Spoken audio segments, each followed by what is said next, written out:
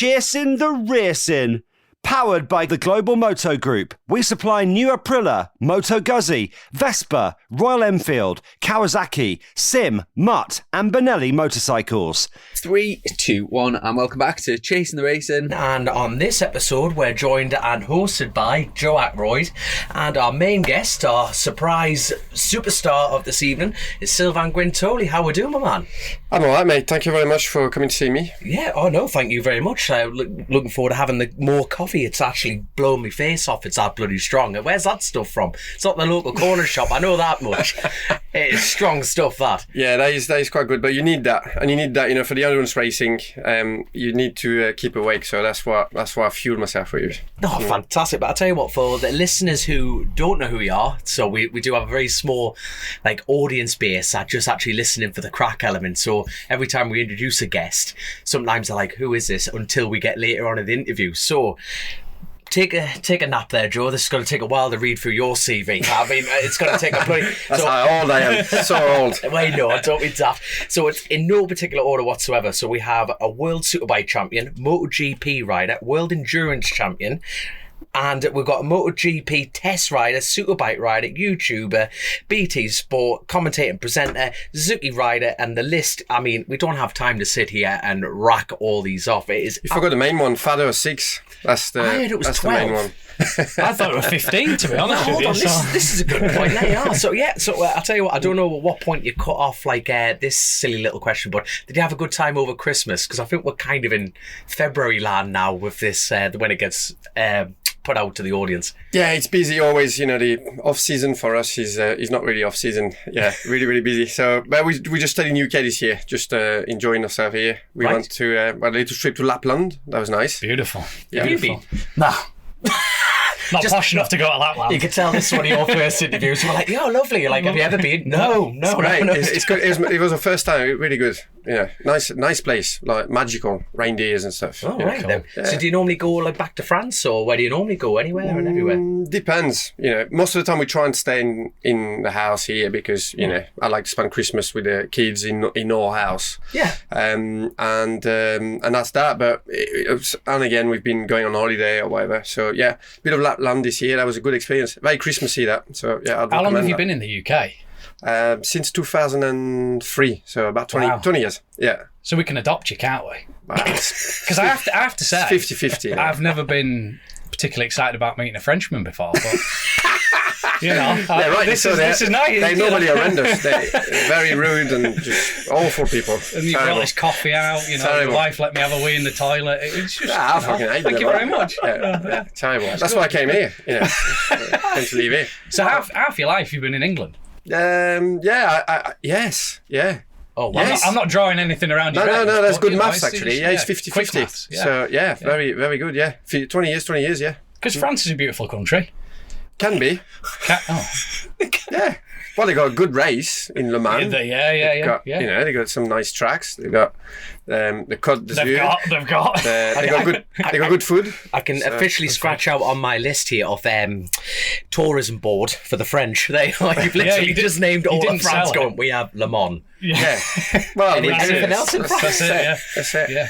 Good place to ski, haven't you? Good place to ski. Yeah. Well, not at the moment, but no, it's too at the warm, moment, warming. it's just grass. All the snow is gone now. So good at bread. Because of all of us, actually. Maybe. Good. So. You're good at bread, aren't you? Hey. Good at making bread.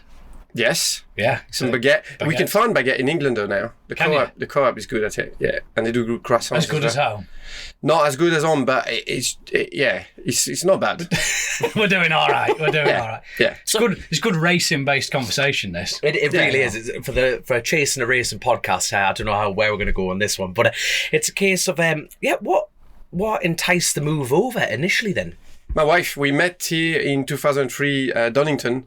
Right. And I was racing in Donington. At the time, I was racing 250s, 250 GP.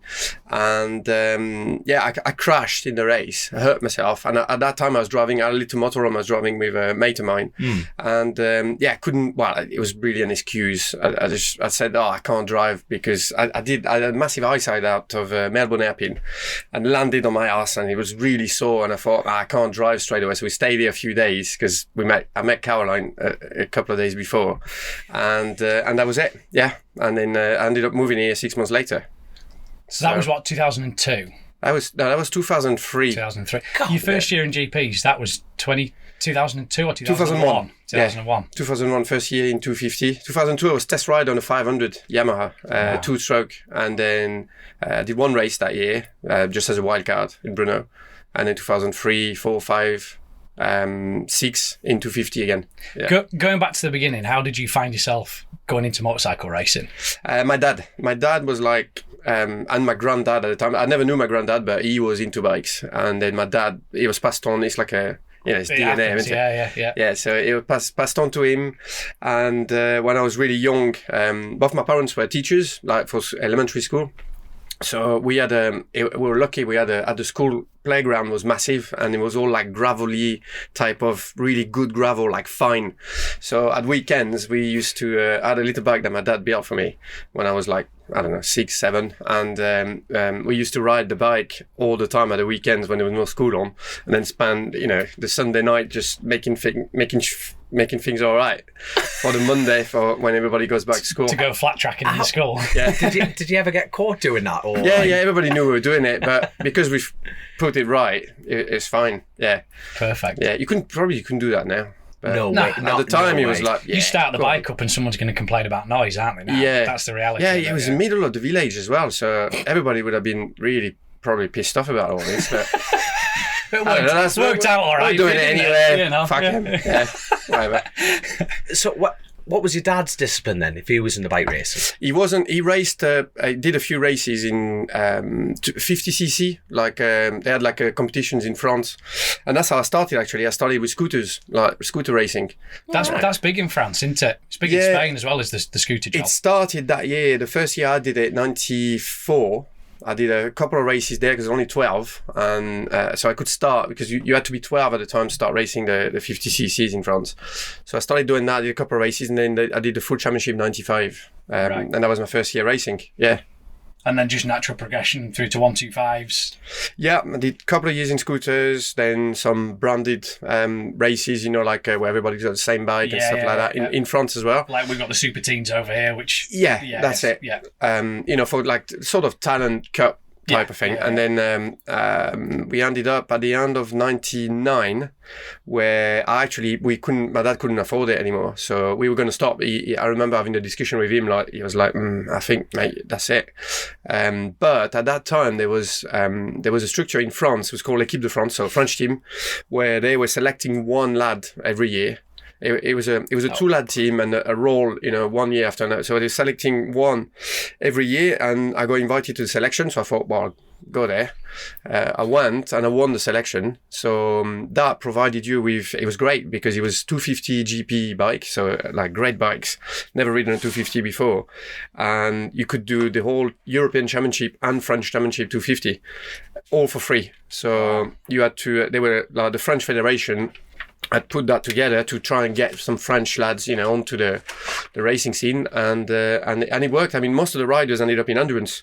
Some of them did GP, like myself, but through that structure, a lot of riders went through. Vincent Philippe, that was very successful in endurance. Nigon, Hugo Marchand, Randy de Pugna did a couple of races for them as well. Leblanc raced there. Julian Acosta. So all the riders basically that kind of like went on to race in World Championships had something to do with that structure. It was only a small structure, only 2 riders, but a free ride. It was feeding, and it was free. So for lads like me, I mean, GPs is expensive, like 1 to 5 GPs.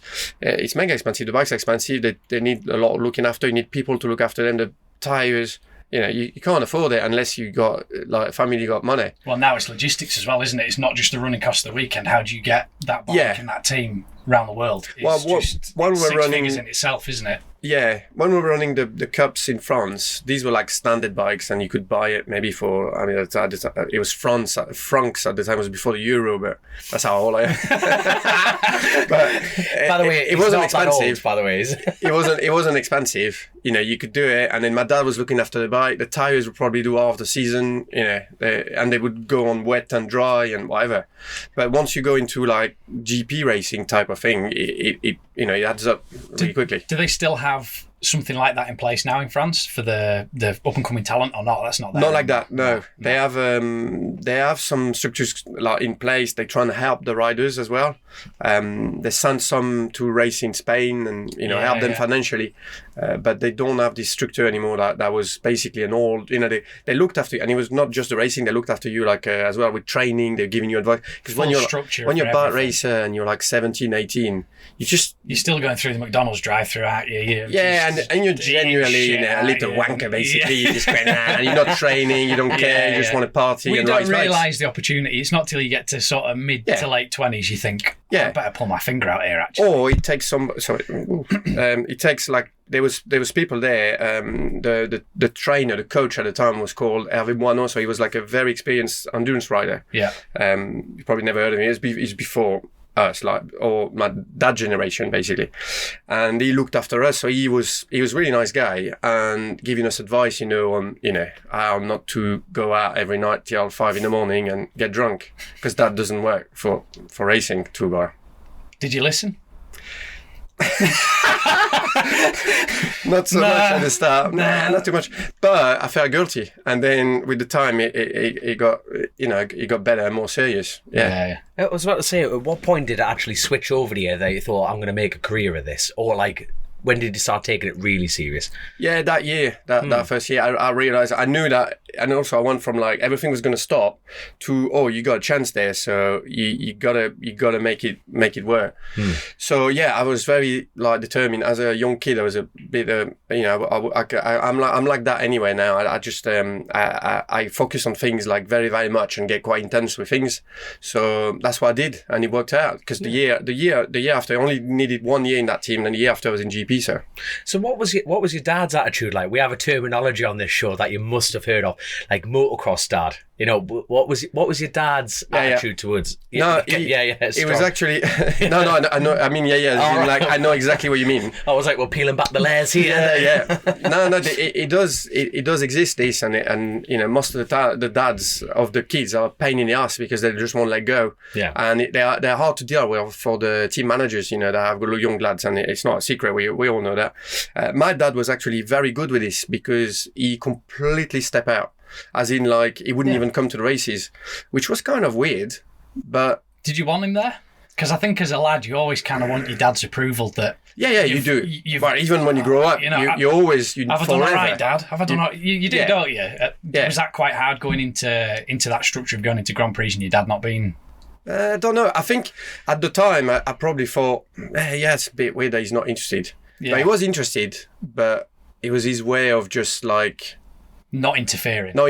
Yeah. Which was great. I respect that, yeah. And you've got to be a little bit older again to kind of respect the mindset of that, haven't you? Yeah. Because as a young lad, you would be going... Hey, there's so many dads out there that just they can't help themselves. Yeah. And it's unfortunate because sometimes the kids could thrive better without them. Yeah. But it's a hard situation. I think it's difficult. It must be difficult for the dad, and it's difficult for the kids as well because they're so young nowadays as well. At that time, I was 17, 18.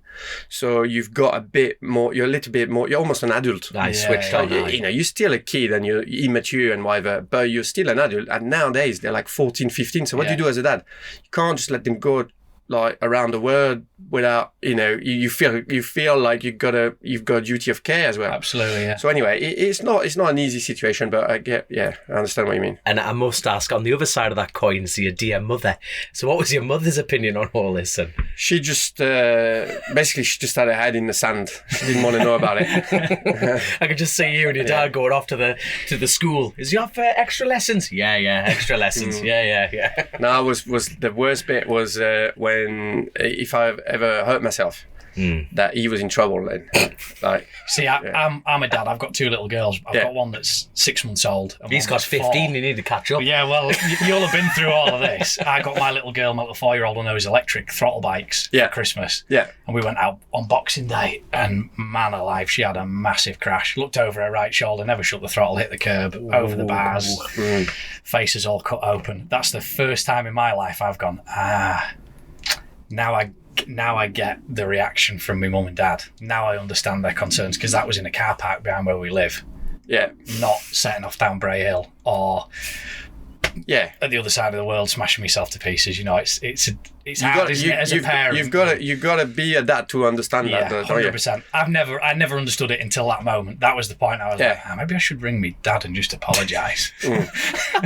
It's a few years I've put you through that. Yeah, it is different, isn't it? Yeah. But hey, going back to the Grand Prix thing. So like the 250, I love 250s. What was that like the first time you got on a 250 Grand Prix bike? It was great. It was so it was that year in 2000, and the first time I got on one actually was for that selection. So I had no choice than to wring the neck out of it. Were they using Aprilias or Hondas? No, it was Hondas. Yeah, Hondas. So you went from RS. a 50cc. No, I won first. So I started 50cc, and then I won 125. Right. I did the CG Cup. It was called. So it was like that bike was very slow.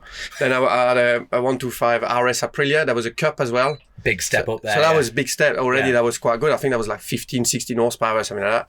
And then at the back of that, I went into 125 Open. So these bikes were almost like GP bikes. Right. And then I had that chance on the 250. So you went from a 125 selection process. There's a 250, son. See what you could do on it. Yeah, and it was like the thing was like 90 horsepower or something. Those 250s. Because that's a 250 Grand Prix bike. Yeah, it's not. That's it. It's not an RS 250 road bike. This thing's a full blown, full sleeks, like they were basically GP bikes. Nothing. All the power. High side. Yeah, we did the wild card in Le Mans, the French GP wild card that year with that bike. So those bikes, they were not like proper factory GP bikes, but they were fast. Really, really hard to ride, but like so nice, so rewarding. The whole thing was beautiful. Can we talk about the pressure situation leading up to riding that bike? I mean, the day you've woke up, you're going, I'm riding a 250 GP bike, or near, damn it, and I've got to impress you.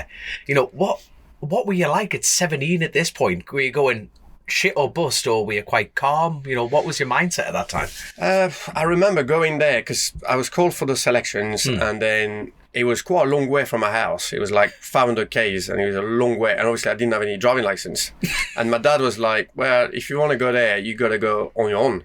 What a man. So I was like, well, fair play to him. I think in a way it was great. He was forcing you to. Yeah, so it was like, if you want to go and if you want to race, you've got to go and get it. Yeah. So I was like, all right, so fucking hell, I got to look at trains and things.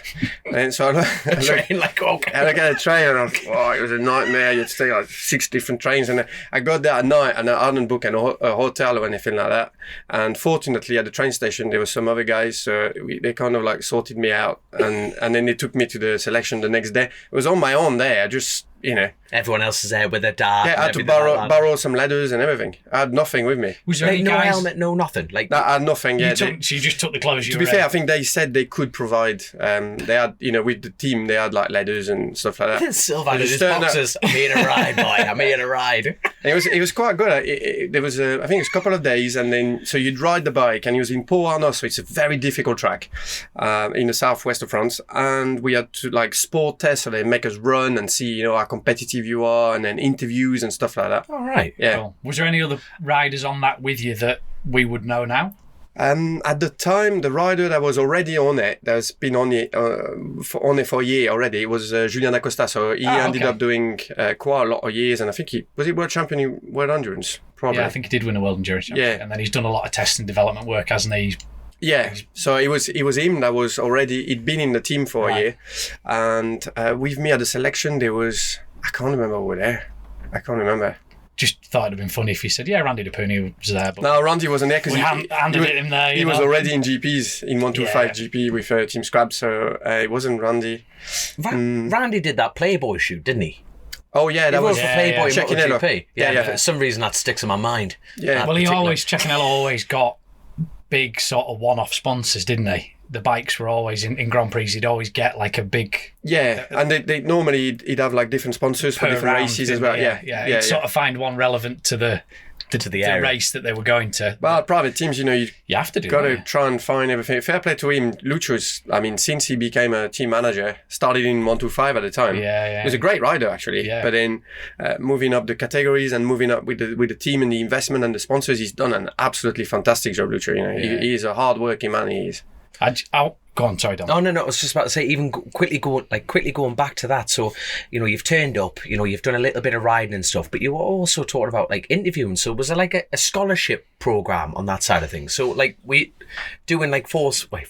That sounds a bit dodgy, but we like having to do interviews and pass that test as well. They wanted to make a character assessment of you, didn't they? Yeah. They wanted to know whether they could use you from marketing points of view, would they? I think it's when you got like experienced racers looking after the selection, and you've got people that know what they're doing, you kind of want to be looking for a certain character. Yeah. You don't want, I don't know, there's things you don't want. Yeah. You don't want the lad that's got no motivation, or that and I think you can feel that in a kid. Yeah. Like right now, I see some kids, arriving in GPs or in national championships, and you kind of like get an idea straight away. You can feel for them, and you can understand, if potentially they've got it in them or not. Yeah. I think it takes some kind of character. There's a dad in the background pushing the job forward, or whether they're there because they're hungry enough because they want it. Yeah, because you read it, don't you, quite quickly. So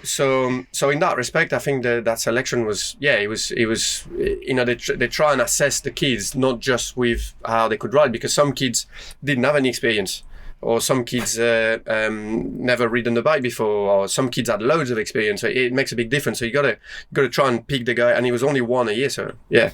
How many of you was there to do that out? So that one got selected out of how many? 15, 20? Yeah, about 10. Right. That's quite it. About 10. When you think of the whole of France, and there's 10 at that selection unit, that's... Yeah, but even now, think of UK. If you had to select somebody that's like 17, 18, I don't know. 10 is already, you can pick quite a lot of kids there. I suppose so. Yeah. So you did the 250, and then let's talk about at what point did you get the news? What news was that about that selection process? Yeah, it was. I think it was like a week later or something. They rang and they said you're selected. I was like, whoa, that's good. I was so happy. I'm going to tell me mum. Yeah, no, I was so happy, and it was like. Well, it was just before Christmas, so I was going to say it's like Christmas, but yeah. It was for you. It was like Christmas, and then, and like I said, it went from like completely stopping, not doing anything anymore, to become basically a professional, because this was like, in the winter, they took us to like training camps, and we did like Nordic skiing and all that shit, and it was proper serious, yeah. Do you think that was able to, when I think about if you come from a different background of that, where you hadn't had that structure, do you think that was pivotal to your mindset going forward? 100%, yes. Because as a lad, that if you hadn't had that, but your dad had said, let's keep going racing, so we'll have a do at the French National Championship, and let's see if we can get you into World Supersport, or let's see if we can get you onto 125 Grand Prix bike. If you'd have carried on doing that, just trying to pick the people up as you go and doing it on your own, your mindset probably would never have, you'd have still been a wanker. Basically. Probably. Yeah. That's what I mean. Yeah. But you almost need that structure, or don't doing you, it halfway. on? Yeah, what was it with that is like, it's like if you ride in a series and you're doing all right, you kind of like surfing there, and I've done that before, and then suddenly you get an offer to ride a factory bike the year after, like a proper winning bike.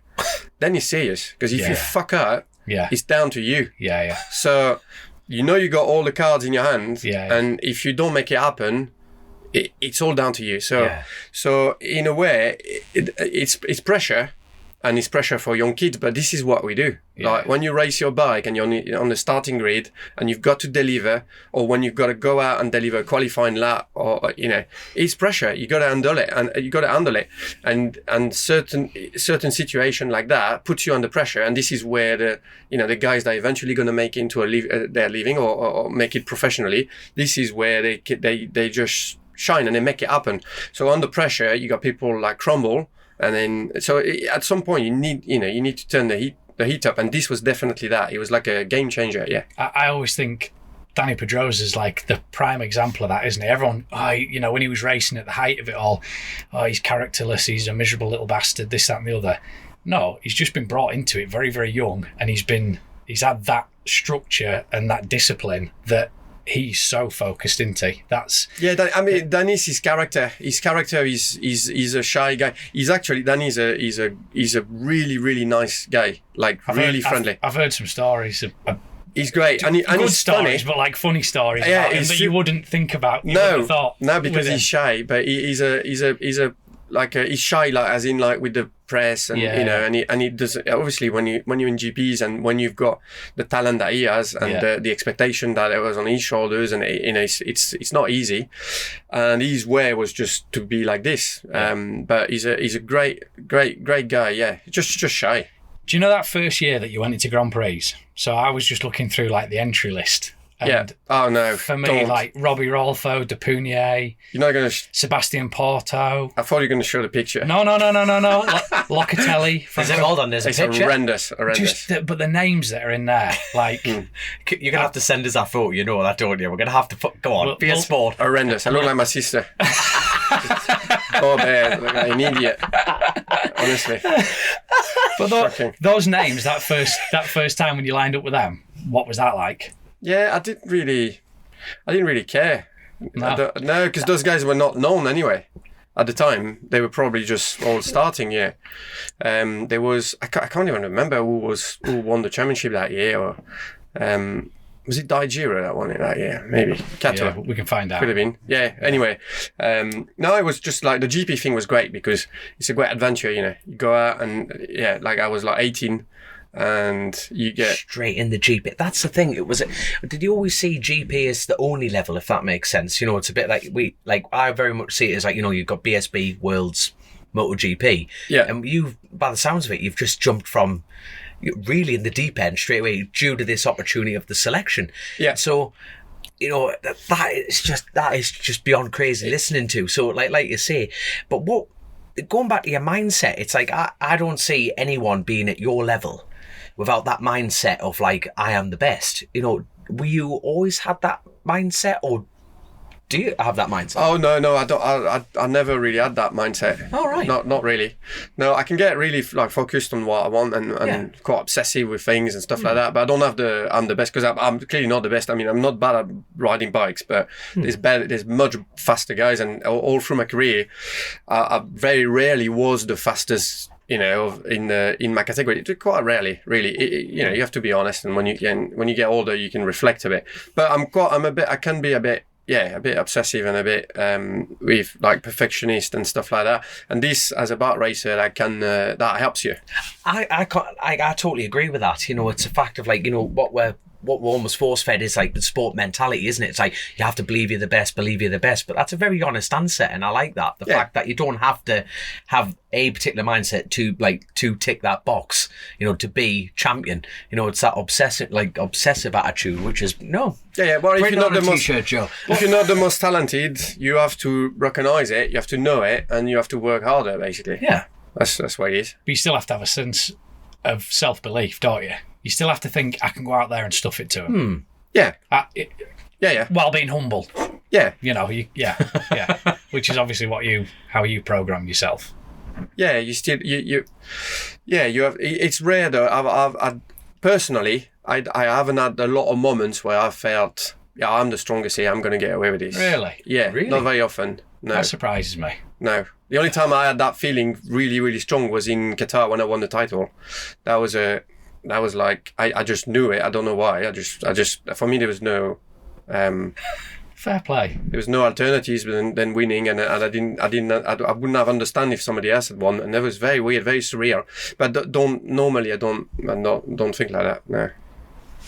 That is impressive. That to listen to. It is, surprises though, me, isn't to it? be You know honest what I with you. mean? It does surprise me, yeah, because I always think that we always strive to be better, don't we? But as a racer, that's like competitive nature, isn't it? We always want to be better. We want to be the fastest, and in the back of your head, you've got to be thinking, I'm going to fucking smoke them all. I'm just going to turn one, I'm going to drill them all, and then it never happens. You end up No, on the I edge always- back somewhere, don't you? Personally, I always concentrated on what I was doing.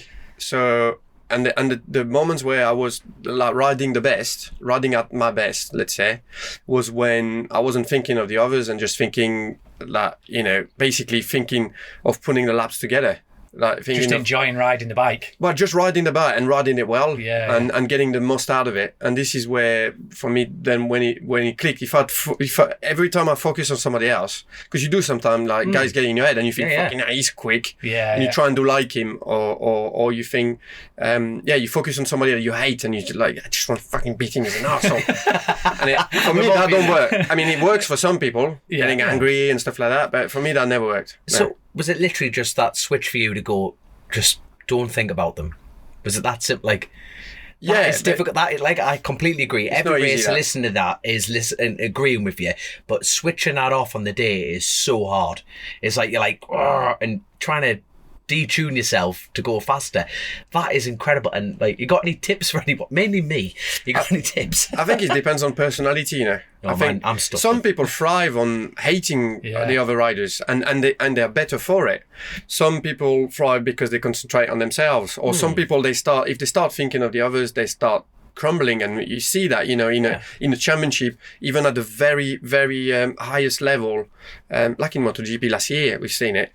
You know, when they all have ups and downs, and you can tell their psychology is different from weekend to weekend, and they start looking at each other, and the championship is crunch time, and some of them react better than others, or somebody ends up winning. So, you know, somebody is going to be better in some situation like this. So yeah, it's the mental side of riding, of racing bikes, and in sport in general. I mean, you have to surf that wave and try and understand what fits your character. You know, it depends on the characters, I think. Based on your mindset, are you a strong qualifier then? Because I always think that would make you a strong qualifier. The fact that you can remove everybody else from the track and just string a good lap together. No, I haven't had really a lot of poles or anything like that. Because like Tom Sykes was always the Super Bowl. Yeah, Tom because he could just put a lap together. He's still very good. Can, on the one lap. I think it's more down to his riding style though. That can just attack. And he can attack, and also his riding style. If he's got edge grip, which confident. you do get that with the qualifying tires in World Superbike, you can make with his riding style, because he uses the front end and in the way he's using it, and the way he closes the corners, he needs edge grip. As soon as he loses edge grip, he starts to struggle. So when you give him edge grip, he's like very, very strong. Yeah. Do you think the electronics play a part in that as well? Because we talked about this on the pod that we had before with Christian Idden. And Christian's gone to Ducati this year.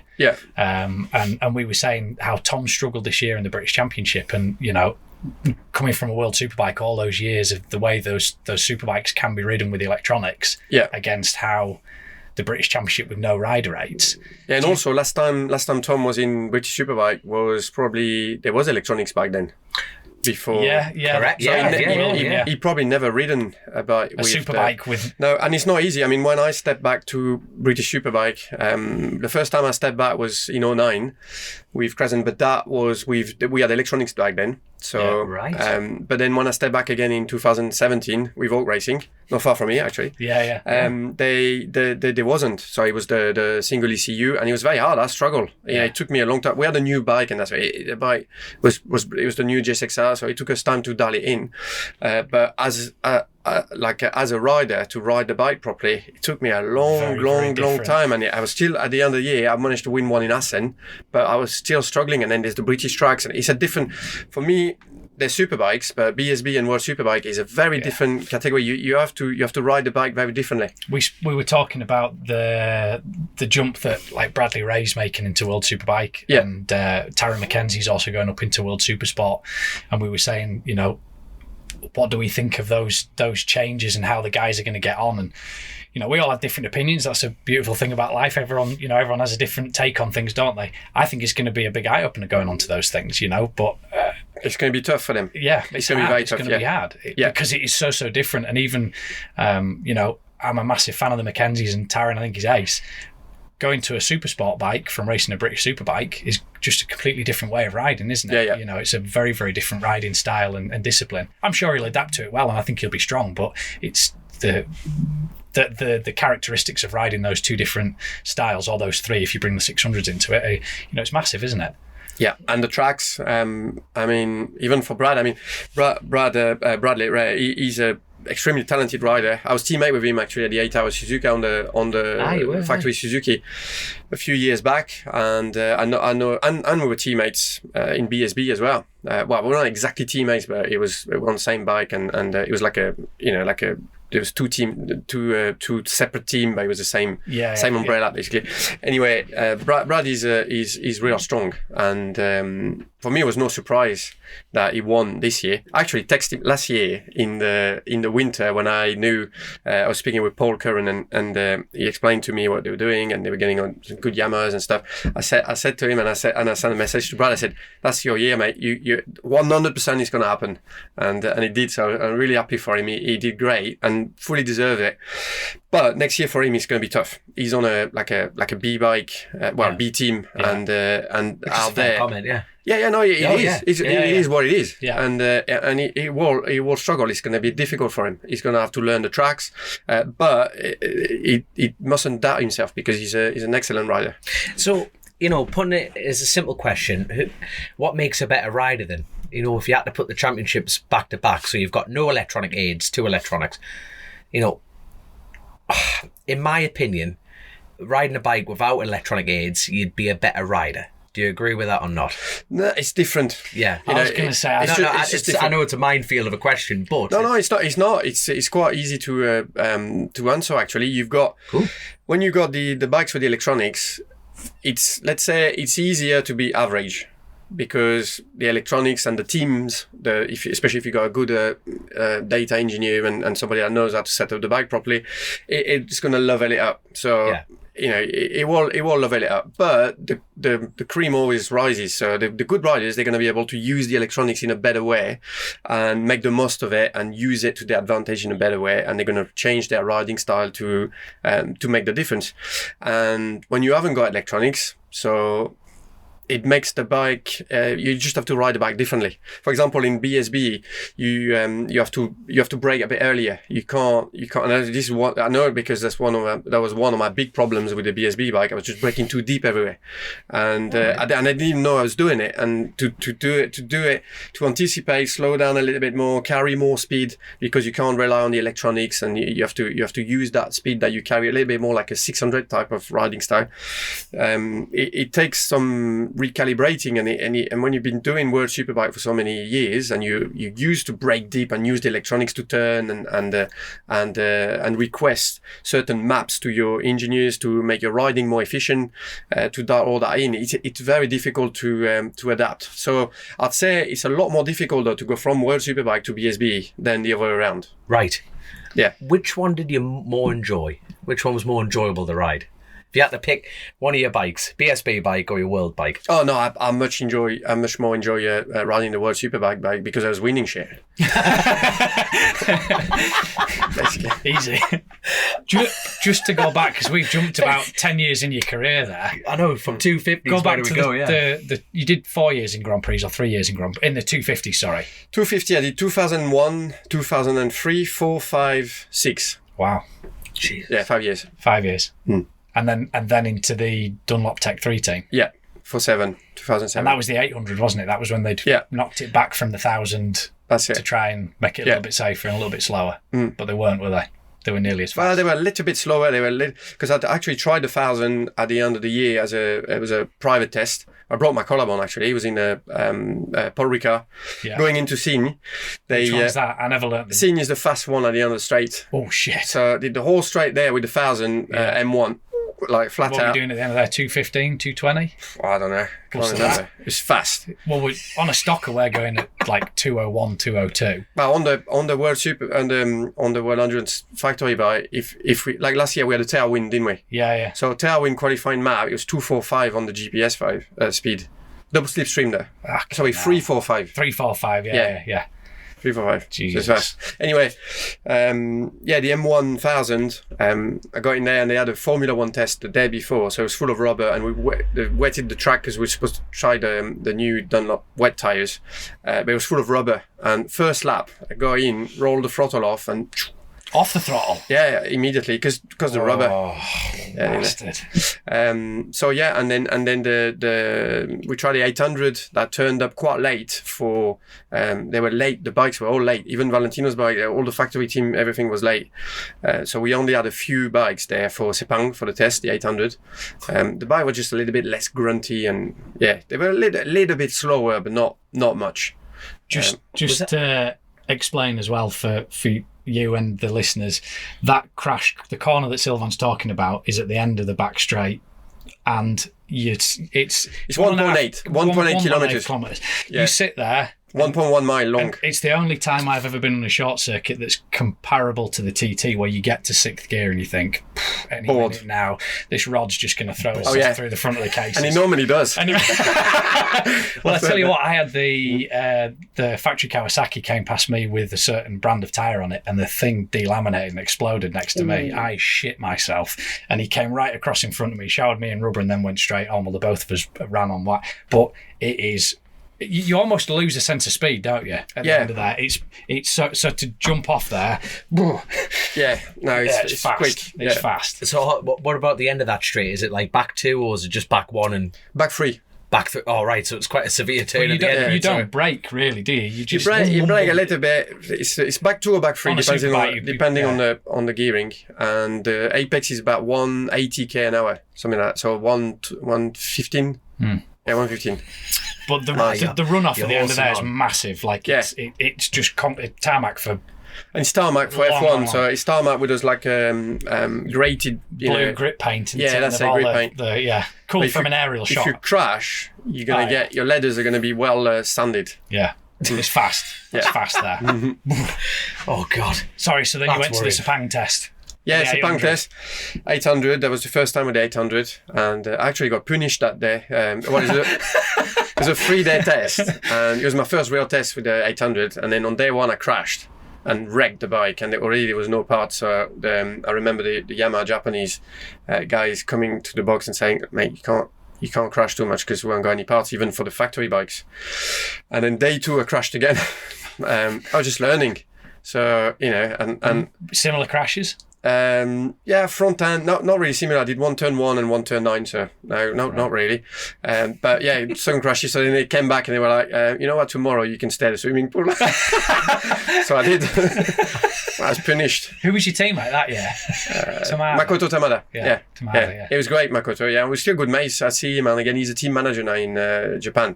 Right. So they have a team at the 8 Hours of Suzuki, and I think they do the All Japan Superbike as well. Rivalry there between you and him? Yeah, I mean, you do. Always is with your teammate, yeah. But we were good mates. So yeah, it was a good rivalry. Like fair. Yeah, nice. Yeah. Was that 1 year you did on that? Yeah. You went to Ducati the following year, didn't you? Yeah, 1 year. Then I went to Ducati Pramac the year after. Yeah. Alice. That's it. Elite. How's it? Is it Elite? Yeah. But it says, English people read it as Alice, don't they? Yeah. Was that a Grassini team? No, that was Pramac. Was that Pramac? Yeah. Right.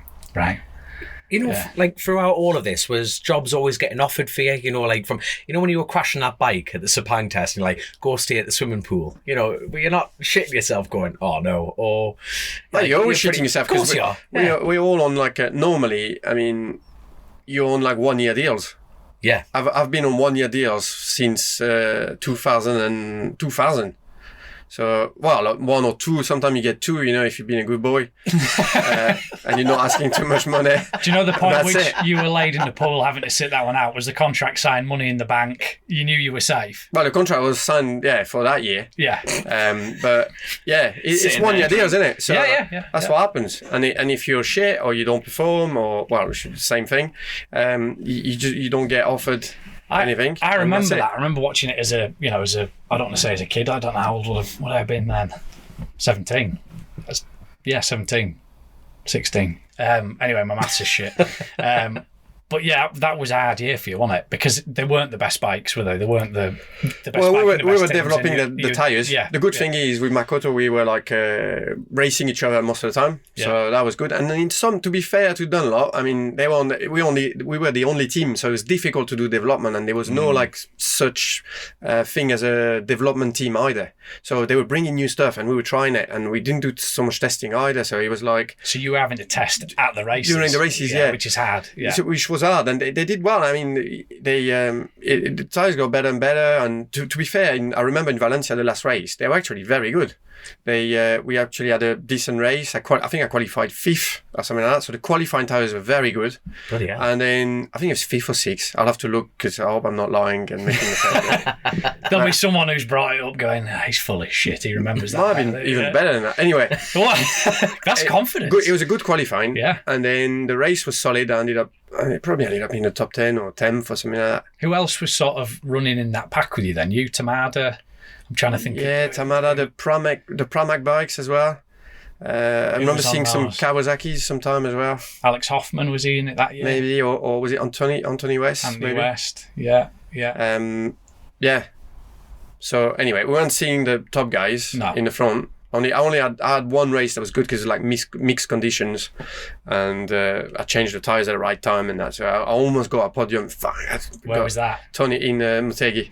Right. Yeah, Tony. We had a battle with Tony Elias at the end, which I was good mate with, and then we were teammates as well in 08, the year after, and he just done me like at the end. I think with 1 lap to go, and I was third, and I was fucking gutted. Is that one of those that's always nagged you? It's always. It's still now. I'm talking about it. I'm angry. I like him. He's a nice lad, but I just want to strangle him But right the bastard got you. Yeah. Yeah, what's been your favourite race? Has that been one? Well, obviously, just no, it's not his fault. He wishes it never That's my happened. worst race. I hated it. I ended up 4th. Might as well be last. Do you know what I mean? It sounds like your most memorable race for the wrong reasons. But Yeah, it is one I remember. Look how pissed he is. I know, I can feel it. I know. I'm wind up now. It's like coffee as well. Wow, that coffee's strong. Good stuff. That I'm hoping I don't need the toilet to be honest with you. Christ. So what's been your favourite racing? Even skip a few. Yeah. Favorite race? Yeah, your favourite race. Oh, 100% the Qatar, like the final of the 2014 championship. Yeah, it was great. I mean, the setup was great. I love that track. The Aprilia was very good around there. At the time, I was still trailing Tom at the championship, so I had to win both races basically. So everything was on the line. It was like the pressure, everything was there to make it into a brilliant weekend. And I managed to win both races, and it was like absolutely brilliant. Yeah, loved it. I loved every minute of it. Yeah. So what did you do after that Superbike win? What was the year after that? I signed early on because Aprilia told me that they were stopping. So I signed early on in the summer to ride the Honda. So I took the number 1 to Honda, but the bike in 15 was no good. That was the Pata Honda, wasn't it? Yeah. Yeah, I remember That's that. it. Yeah. That was when Honda started. They had a few tough years. After Well, that, in 15, there was new rules in World Superbike where the engine became, basically you had to use more standard parts, pistons, or I can't remember the details. But anyway, the one of the strengths for the Honda before that, when Johnny was riding it, was that, it wasn't the best bike on the grid, far from it, but it was actually fast. Like the engine was good. So you could, kind of make, still salvage something. Yeah. But from 15, the engine was rubbish, so it was no good. Who's your teammate that year? Mikey van den Mark. Van den Mark, yeah. Yeah. So we ended up like 5th and 6th in the championship or something like that, but we couldn't really fight for podiums. It was hard. Those Kawasaki's came in strong as well, didn't they, that year? Yeah. Well, and Johnny. Because that was Johnny's first year. It was Johnny on the Kawasaki, yeah. still Tom on the Kawasaki. So them two were like massive, rivals, and obviously Johnny was his chance to shine as well. So he was excellent. And Alex Lowe's was he on the Yamaha? Alex He joined. Alex was on the Yamaha from 2016 with me, the year after. So I changed then from Honda to Yamaha from 15 to 16, and then I was teammate with Alex in 16. Yeah. I was just thinking, I always remember you riding that yellow Liberty Effenberg livery. Yeah. Ducati It was with disgusting, Jakov wasn't it? Schmerz. It was rancid. I mean, the livery it looked like somebody puked on it. Yeah. It was horrendous. It looked like if I gave my little girl a pen and paper and said, go in your crayons. Yeah, go and do something. Just draw us something on that. Yeah. It was, I mean, when you look at it close, it was beer. It was like beer foam. Yes. and a bit yellow Yeah. with the beer Yeah. because it was a beer. It was actually the beer didn't really exist. So anyway, It Alright. didn't. well, it didn't, did it?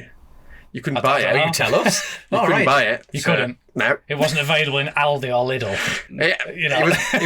he was buying good bikes and good technicians, but the Right. beer existed only on the On the bikes. bikes. That were not good looking, but the bikes were good. Good bikes.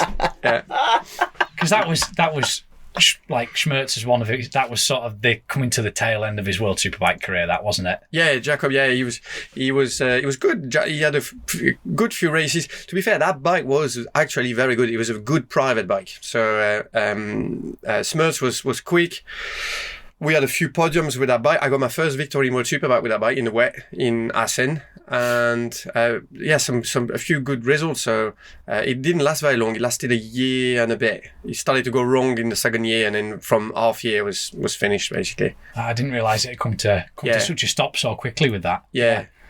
I switched then because when they stopped paying everybody, and it was a bit of a mess. Beer sales went down. Yeah, yeah. The guy that owned it actually went to jail not long after that. Oh, really? I wonder what for. So that doesn't help to run the team.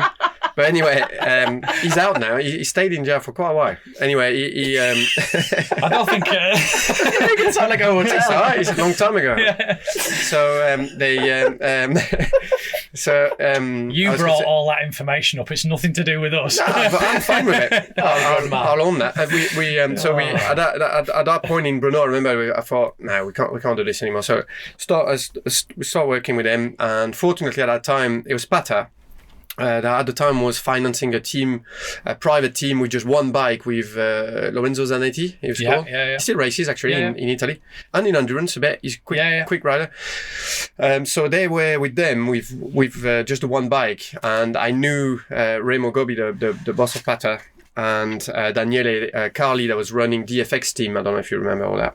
Anyway, and I went to talk to them, and they were like, "Oh, we'll build a bike for you. We've got a spare chassis in the lorry, and we'll find a spare engine or whatever, and you can finish the season with us."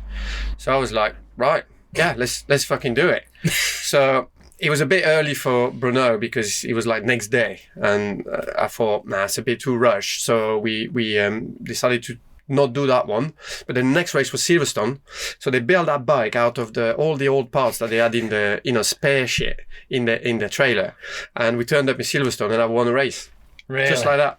Yeah. Oh my god. Wow. In the wet, but Well, yeah, it doesn't matter. A win's a Doesn't win, matter. isn't it? A win's a I win. won the race, and then we went to Portimao. Had another podium there. Then we went to Manicure, and I won another race and in the wet, and did a podium in the dry with the bike that was like basically Out just. the Just out spare of shit box. that was I in the know it boxes. wasn't share, but it was like What was laying about though to build the bike? Yeah. So they put it all together, and this is how racing goes. Sometimes you can be, and I think it was them. They were super motivated. They'd been in that championship for a long time. They never won anything, and then they saw a chance there. They thought, fuck yeah, these guys won something like this year, so let's Yeah. try and But try you and must help have him. you must have That is felt incredible. that. And I was pissed off because of that team. That team really pissed me off. And they did some press release. They disrespected me and stuff like that when I won races for them. So as a rider, I really, really was annoyed. So I got on that bike and I just didn't give a shit. Good and man. And it worked. So, Really worked. You must have been relaxed with them as well, though. There must have been like a good bunch of people to be around as well. Yeah. Because we always talk about this racing. It's all mindset, isn't it? It's all in your Yeah. head. It's all about how a happy race is a fast racer, isn't he? yeah, You know. yeah, normally. And when you put a lot of people together like that, and in a different scale, for example, the Suzuki MotoGP team that's what it was. A lot of people happy all together and making it work against the giants of MotoGP. It is mad to think that you're referring to like Suzuki as a small team. It's incredible when you think you take It's that a small step up. team in It is. MotoGP. It is. Yeah. That's what I mean. But It's it the was anyway. But they make it sound like dad and a lad going rate. It's incredible when you take that step up. How Yeah. You've referenced to that. Well, at the end of the incredible. day, it's we're racing bikes. Yeah. You know, it's just a bike that goes around in circle as fast as possible. So you then have different levels, obviously, of organizations and teams and investments and technology or whatever. But at the end of the day, it's bike racing. You know, the lads that raced the MotoGP bikes, they a few years back they were just riding in private teams and trying to make it work. So that's what it is. Yeah. How different was it at the end of 08 was your last year in MotoGP? Yeah. Is that right? How different was it getting off that Ducati to going to World Superbike?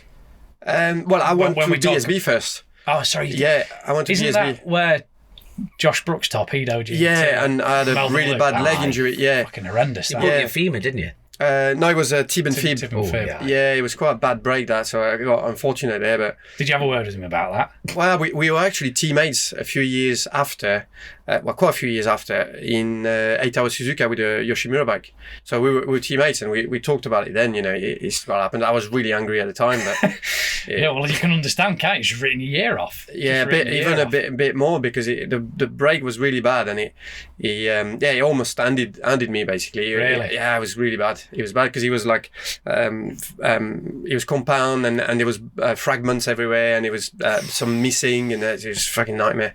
So did you have to regrow part of it? Yeah, Yeah. and then I had to do like quite a few surgeries to get the step by step all the stuff out, and then I had problems with they put a bar inside the bone, to fix this, and then they put screws at the top and at the bottom to recover the length. Yeah. But then So you didn't have a cage on it then? no, I was lucky. I didn't have to have the cage. Well, initially a lot it was of the like times when they have to regrow, they do that, don't they? They put the cage on and they Fix stretch. it. they put. Yeah. I think they put some of the bone back, and it kind of like it took on. So I was lucky. I was lucky with that.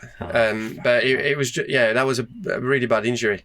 But no, to answer your question, so that happened. I remember I was in Motegi in a hotel there's one hotel at the track, and all the paddock stays, well, team managers and riders and Dorna staff, and we were there, and obviously I knew the Pramac ride was finished, so I was looking for something, and I thought I'd spent 2 years not being able to perform or win anything, or so I really wanted a challenge I needed like some change. You were happy to step away from Yeah. MotoGP at this point? Yeah. It wasn't, yeah. Yeah, it wasn't Massive box ticked. just wasn't really happy Yeah. there anyway, because at the end of the day, as a rider, and you want to be competitive, you want to try and win some stuff, and so anyway, I was going down in the corridor, and then Paul Dunning was there, and we crossed paths, and hi Paul, how are you doing? And we started talking about stuff, and Paul was like, oh, you don't fancy BSB next year, do you? I was like, yeah, fuck it, yeah, I do. So why not? Simple. And then we sat down, and in about 5 minutes we agreed terms, and that was it. Mad. Yeah, Mad. done. Do I you- thought, that's it. I always, rightly or wrongly so, describe our British Championship as the most competitive domestic championship in the world. Do you agree with that? I don't know. It's a great championship. I mean, it's brilliant. Because the lads that step back You mean- from World Superbike, Yeah. they don't really look at going, with the exception of someone like Petrucci, they don't really look at going to the States. They don't look at doing a Spanish championship. If they finish, or they're stepping away from World Superbikes, they tend to find themselves here, don't they? But Is there a reason behind that? there would be more. A lot of riders are actually concerned about coming to race here. I was, because it's hard, and you're going to get your ass kicked. So you agree that we do Ah, probably right. have the fastest. When I say domestic, domestic, yeah. domestic Oh, yeah. championship in the Yeah, world, yeah, it's a I great- don't mean as a It's a great championship. Yeah. Yeah. And it's the density is like top 15 is fast. Yeah. Oh, yeah. So if you're a little bit off, you're nowhere. You're a long way off. And there's the tracks. The tracks are not easy. So most of the lads that race in BSB, they've grown on those tracks, and they've got a lot of track experience, and so that's very difficult to compensate for. And you've got the specific rules to the category that you need to adapt. Like I said, that the electronics, because of the electronics, you need to ride the bike differently, and then because of no electronics or very little, the bikes are difficult to ride, and also because on those tracks, I mean, we've no anti-wheelie, no traction control, and very little tools, to control the power. When you go in Alton Park or Cadwell, fuck me. Well, I was just about to say, when you were sat signing that with, you'd agreed your things with Paul Denning, were you then thinking, That year, though, we had electronics in 09. We were running it. But were you still thinking, shit, I'm going to have to do the mountain at Cadwell? No, actually, I didn't have a clue because I lived in England, but I'd never really been on the tracks in England. I was about to say, which tracks would you have done at that point? I didn't do any. I did Donington and that was it. And also... And Silverstone, you knew your way around Silverstone. No, I don't think so. Had you not done That wasn't part of the MotoGP? That was before. Yeah. Oh, right. Before, Of course it was. We were Donington, I think. I definitely rode Donington. Yeah, no, it was Donington. Donington, yeah. I rode Donington with the Yamaha and the Ducati. So, no, I didn't really know the track. I didn't have a clue. I just thought, yeah, that's convenient. I live in England anyway, and I need some different challenge. I knew BSB was a high profile. I knew there was a parallel as well with Suzuki because running the Suzuki in BSB, then there was the All-Star team in World Superbike, which I ended up going to. Then Yes, the year of course after. you did. Yeah. So I knew that. So it was like, there was kind of like it was a good opportunity to go and enjoy myself and race and win stuff, which I did at the first race before I got T-boned. And then there was some, potentially, if I was doing well, there was some carrot at the end, to move back up to World Superbike, for example. Which happened. But obviously you're a little bit not upset, but you were you lost a little bit of love for MotoGP. So at that point, the dangling carrot was for you to go back to Worlds. After the there was no room in World Superbike, and I almost went to the Yamaha team. I had a test with the factory Yamaha team in Vallelunga, which went very well. But in the end, I think it's Tom Sykes they signed. They signed Tom coming up from BSB. That was his way into World Superbike in 2009. Right. So there was no room then. They decided to sign him, and so I went back to, and that's probably what freed the custom would have been at present. So that's freed the space, like musical chairs. Yeah. So I ended up here, but I was quite happy to do that. I was looking forward to the challenge.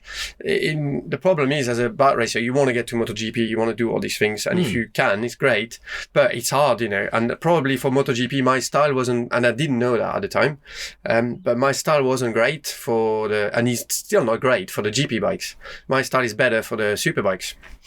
So when I first tried that Yamaha in Vallelunga, I felt so good on it. I thought, fuck me, this is much better. I was like competitive, with the lap times and stuff. And when I first tried the Suzuki, straight away, he was in Brown's Indy, the first race, if I remember well. I did the pole, won one race. I mean, it was like straight away, I was just so natural on it. It was better for me. Yeah. And that's without even going to Brands Hatch. You've never ridden around Brands Hatch at this stage. No, I've never ridden. Just comfy. Yeah, I was trying to learn the tracks. I remember I asked Suzuki GB to lend me like a car to go and learn the tracks in the winter. So what could go wrong? Yeah. Just roll. Well, they give you a Suzuki Swift. Yeah. The sport one. Oh. So the sport one, and then they also sent me an email saying, by the way, the car is not insured for you to go on track with. So I was like, well, fuck that, I'll do it anyway, because I needed to go and learn the tracks. Because you don't want to go in with superbike in Cadwell or Alton without being at least have a little bit of an idea of what's going on, because it's scary. Yeah. Well, if it goes wrong there, you're into the... You're fucked. Yeah. I feel like there is a butt coming up. Did anything happen to this Suzuki Swift? Did they get back a Suzuki Swift Sport? You can tell he still works for Suzuki. No. I feel a bit sorry for because they sell the cars at the end of the year, don't they? Wishbone's bent and weird. I didn't crash it or anything, but it was hammered. He had a bit of a workout. Yeah. All the rubber around the inside of the arches, yeah.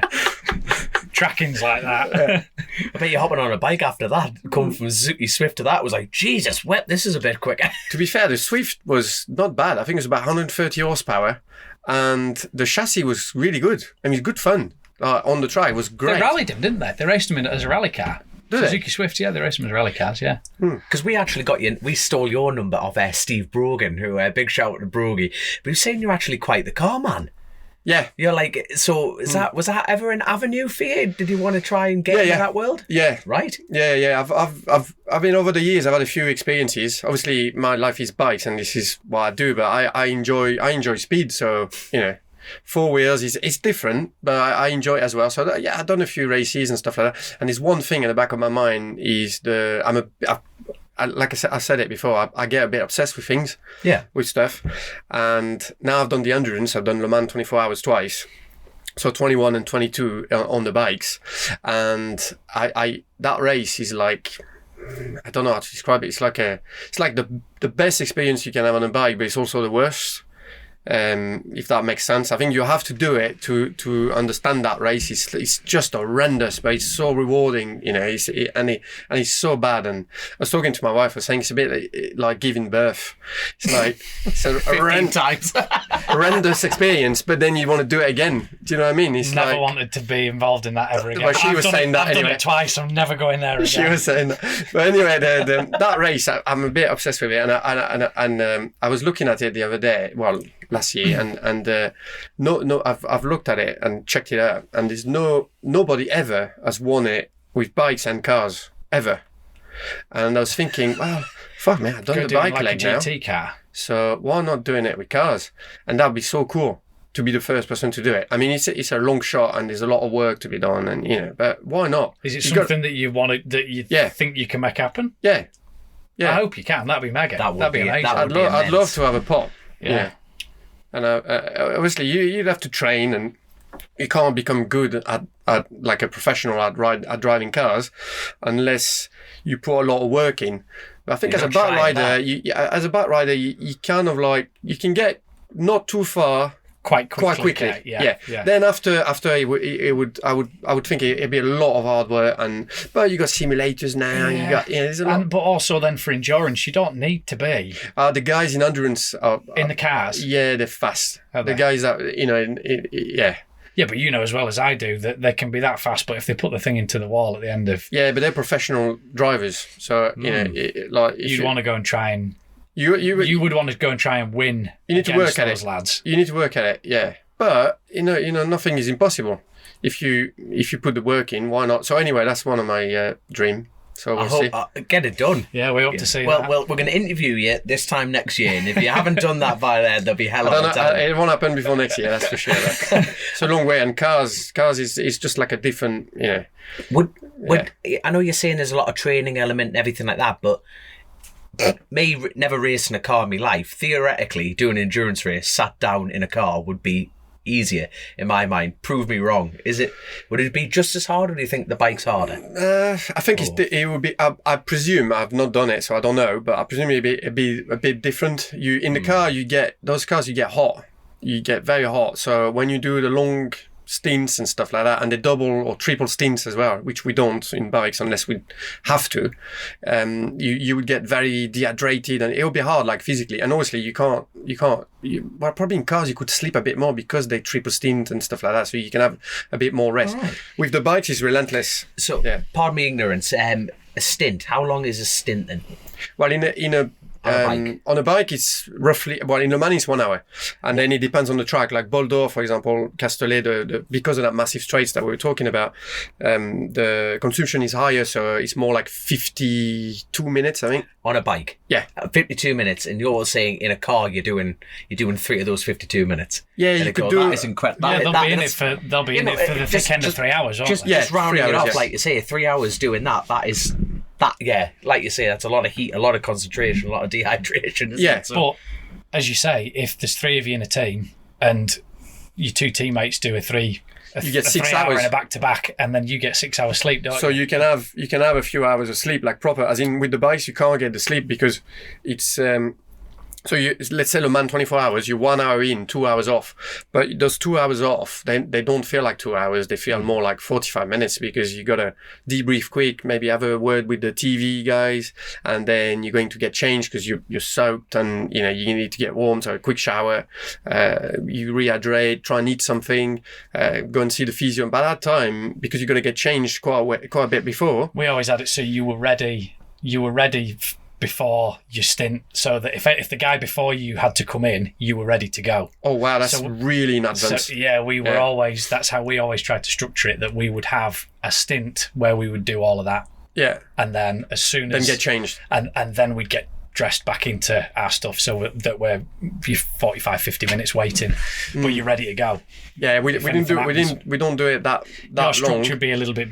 Yeah, better because of the support. But still, that you've got there and the time that you get in the middle, it's not. It's not. You feel like, and you definitely can't sleep. And if you do, well, I've tried it, and you just feel horrendous. It's terrible. If you sleep like half an hour, you get all the cortisol, and you're grumpy. You can't do that. Yeah.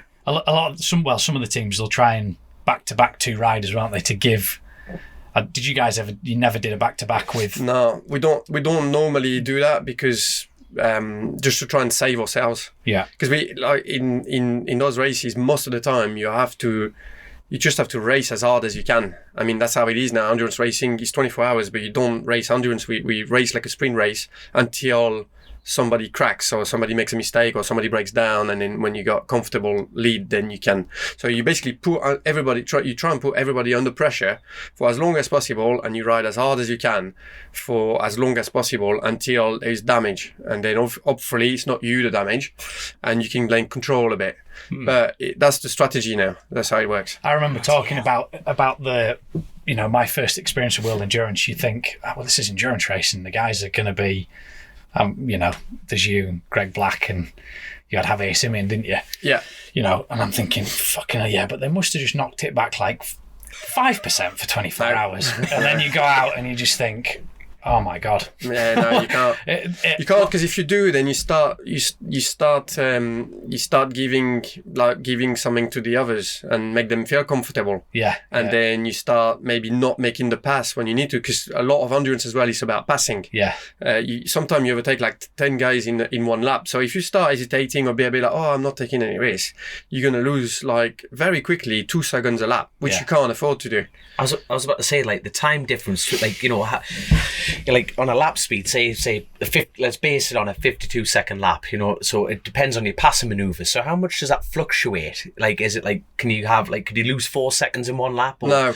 Is it literally within a window of? No, because these boys absolutely drill everybody. But it's like almost soccer because they have to. That's what I mean. So what is an acceptable fluctuation? If you get unlucky, sometimes about luck. Like, it depends where, because there's sometimes you'll get somebody that will be in the middle of a chicane, or I don't know, somewhere where you just can't do anything about it. Yes. And in that situation, you have to accept to take the time loss. But if you get unlucky on a lap and you get a couple of people in the middle or something like that, you're going to lose like maybe a second and a half. You can't afford to lose much more than that. I mean, if I would see a lap that is 2 seconds slower than my rhythm, you'd be pissed off and wanted to make it back immediately. Well, not immediately, but you can't let yourself go. You can't. Incredible. You can't be okay with that. You need to keep drilling. So to win, like, you won the championship twice. Have you won the endurance championship? No, twice? last year we ended up second. Yeah, second. So in the podium. That was unfortunate. That wasn't it? Yeah, well, we had 2 mechanical, so one in Spa, 24 hours, broke the gearbox, and then we had the engine in Bordeaux. Yeah. So to do 52-minute stints, for example, like 52 minutes alone, you're not fluctuating out of 2 seconds is bad. So within a second, that is incredible. So people listening to this over 24, how many stints do you do in a 24 hour? 8 each. 8 each. Yeah, so you normally share it 8 or a bit more. It depends on the track again. Like in Le Mans, you do 8 each normally because you can go the hour. It's all about the fuel consumption. We're limited to 24 liters in the tank, and the teams try and make it last as long as possible, because obviously the longer you can go your relay, the less pit stop you have to make, and this is where you lose a lot of time. For us, the tires are not a problem because we use the Bridgestone. They're just so good for endurance at the moment. So you try and go Bridgestone, isn't it? Yeah. So basically your tires just as good at the end than they are at the start. They just stay so constant. How often were you doing a tyre change on the rears? Both front and rear every time. Yeah, everything. Well, unless conditions are changing or whatever. But in normal, say if it was all dry, front and rear all the time. Stop, yeah, because it's so fast. Yeah, it's dead impressive watching them do them front wheels. They do both tires 2.5 seconds. It's outstanding, isn't it? So imagine trying to do that in your garage at home with a. Oh mate, mine is 25 minutes to do that. But like you say, like a TT pit stop, a really fast one's like 40 seconds. Yeah, that is. No, they do. You they can sit, get off, have a cigarette, read the paper, and off we coffee. go. They do. So they do. As we come in, they scoop us up like on the stands rear and front in the same time, but while you're still on the bike. And then you get off that, they do the tires in 2.5 seconds, and then the long bit is the tank, because they're not allowed pressurized systems, so it's all like with air pressure. So it has to glug, doesn't it? Yeah, and they're not allowed to do it as mechanics are doing interventions on the bike, so nobody can touch the bike when he's doing the fuel. So the guy is like, they do the tires first, you got the machines and tires go in and out, and it's like an F1 pit stop basically. And then you've got the tank man is on top, ready to, and then they shout, and then the thing goes in, and that takes about 10 seconds. So overall, it's about 12.5, 13 seconds. Yeah. And the rider can't touch the bike at that point, so you can have your hand next That's to the why we're like that. but We're like that, ready to go. One hand near the clutch, one hand near the starter, You and flip ready the to cap go. shut, don't you? And away you go. That's it. That is Did I see you before the night stints? You sit like that. Oh yeah, I do that. Yeah. Because I did that. Yeah. And then it always surprised me. You look around, there's other teams, the guys are all walking about looking at the lights. It's like, fucking hell, it just takes a bit of adjusting. Yeah. The worst thing you can do in night racing for endurance is look over your shoulder. Well, the pit boxes as well, they're very bright. Like a bit like here. Yeah. So say if you do that and then you go outside, and if outside was dark, you wouldn't see anything, because you So you almost want your to try pupils and are like real close. prepare your eyes for the dark. If you hide yourself from the light as much as possible, you can see better. Yeah. These are quite like, so were you doing endurance racing as well as in 2014 when you won the championship? Yeah. Were you doing endurance racing at the same time for a No. So my question to you is, to win an endurance championship, do you have to be fully dedicated to that, or can you do both? What do you mean? Can you do like world championship? And the endurance to win an endurance? I suppose you could do both, but normally riders, for the teams that are in contention to win something, you'd rather focus on something. Yeah. Also, it's rare to have a team that is in both. Well, Yeah. I don't think it exists actually. Because Logic dip their toe in both, don't they? But not as a. You see like the odd wild card, don't they? Like Jonathan Ray just for the Suzuki tower. Yeah. Right, Yeah. so they're specialist events rather than doing the full thing. No, it's just for Suzuki. Suzuki, the manufacturers, so Kawasaki, Honda, Right. Yamaha, they drag some of their riders. So sometimes it was MotoGP riders that were dragged. There was a Paul Espargaro, Bradley Smith. Done it a couple of times. Yeah, they've won it on the factory Yamaha. There was like a single entry for that race, like a factory bike. And Kawasaki does it with Johnny and Alex. Alex does it, yeah. Lowe's. What year was the first year you did Suzuki? First year for me was 2017. Was that your first time endurance racing then? No, I'd raced endurance in 2010. Right. That's quite late, really. Because have you always been drawn to endurance? Because it's like a very dominant sport in France. He's a Frenchman. It's in it. That's what I was just about to say. in the DNA. It's a very it, but that's it. Was it But always? it's late. But I always wanted to do it. Yeah. There wasn't one opportunity. So at the end of 2010, so I was riding for Alstare in World Superbike, and the team manager, so Dominique Melian, team manager of Suzuki CERT, the endurance team, they had one race in November, last race in Qatar, and they needed to win the race, to win the championship. It was like a close tie with BMW. So anyway, he came see me in Manicourt, which was one of the last World Superbike race, and was like, "Oh, do you fancy coming there? Because we need to win that race. So I would like you to come and help us to do that." Because at that time, the BMW was like a new bike and it was much faster. And in Qatar, you got that massive straight, and they kind of like, they needed two fast riders on that bike to make it win. So anyway, I thought, that's a good challenge. And obviously CERT, for a French guy, it's a great team, and it's like an institution. They're like 18 times world champion in endurance. So it's a great experience. name, Something different. Yeah. So I thought, right, let's do this one shot and try and do it. And I really enjoyed it. And we did win the race. They did win the championship. I didn't know at the time that you had to do 50% of the races to be awarded the title. So even though I won the championship with them, You weren't classed I as won a the world champion. No, so that was in knowing a bit. But anyway, it was a good experience. I enjoyed it, and it was with CERT, and it laid a bit the foundation for coming back to them in the future. And when the opportunity was there in 2000 at the end of 19, Suzuki, the guys from Suzuki Japan approached me and said, I was riding the 8-hour Suzuki already since 17, and they said, we want to increase the support to the third team for 2021. Would you be interested in being like a full-time rider for them? So I was doing the testing for them at the time, the MotoGP testing, and I thought, that'd be cool, because we'll get the factory tires, the cert experience, the expertise from Suzuki. The bike is going to be mint. That bike is gorgeous. Yeah, it's a great bike. It's beautiful. When you go and look at it close up, I mean, the Honda's nice, the Kawasaki's nice, all the rest. But for me, that cert bike is the prettiest bike there. Yeah. When you go and just look, when you see all the little mechanical things, details. It's just stunning. It's stunning, isn't it? I saw it with all the wheels out and all the everything that's captive. It's bike. It's just bike porn. Joe, we can hit the pause button if you want. Give me 5. If you want 5 minutes, don't worry about it. No, but it is, isn't it? It's a stunning thing. Lovely. It's great, and it's fast, and it works as well. It's a good bike. It's a great bike, and the tires are good, and the team is good. They know what they're doing. They've got so much experience. So when I was offered that, I thought, let's do it. And also I always wanted to win Le Mans, the 24 Hours of Le Mans, because it's in my French DNA. So that's it. So that, and then the Bol d'Or, and that first year, 2021, we won both. We won Le Mans, we won Bol d'Or, and we won the title. I was like, fucking hell. It was strong. We've done all right. Great year. It was just a great year. Yeah. And I discovered endurance. I mean, because the Qatar one I did in 2010 was an 8-hour. So it's kind of short. Well, 8-hour, it goes quite fast. Yeah. 24 is very, very different. It's like, I never completed a 24. We did that 12-hour at Estoril. How far did you go? 6 hours before my teammate stuffed it into the wall. No. So you've not made the 7 o'clock in the morning. Yeah. Wow. When you've not slept and you're fucked. You've done 5 relays already. And Claudio Corti sent me a picture after the Spa.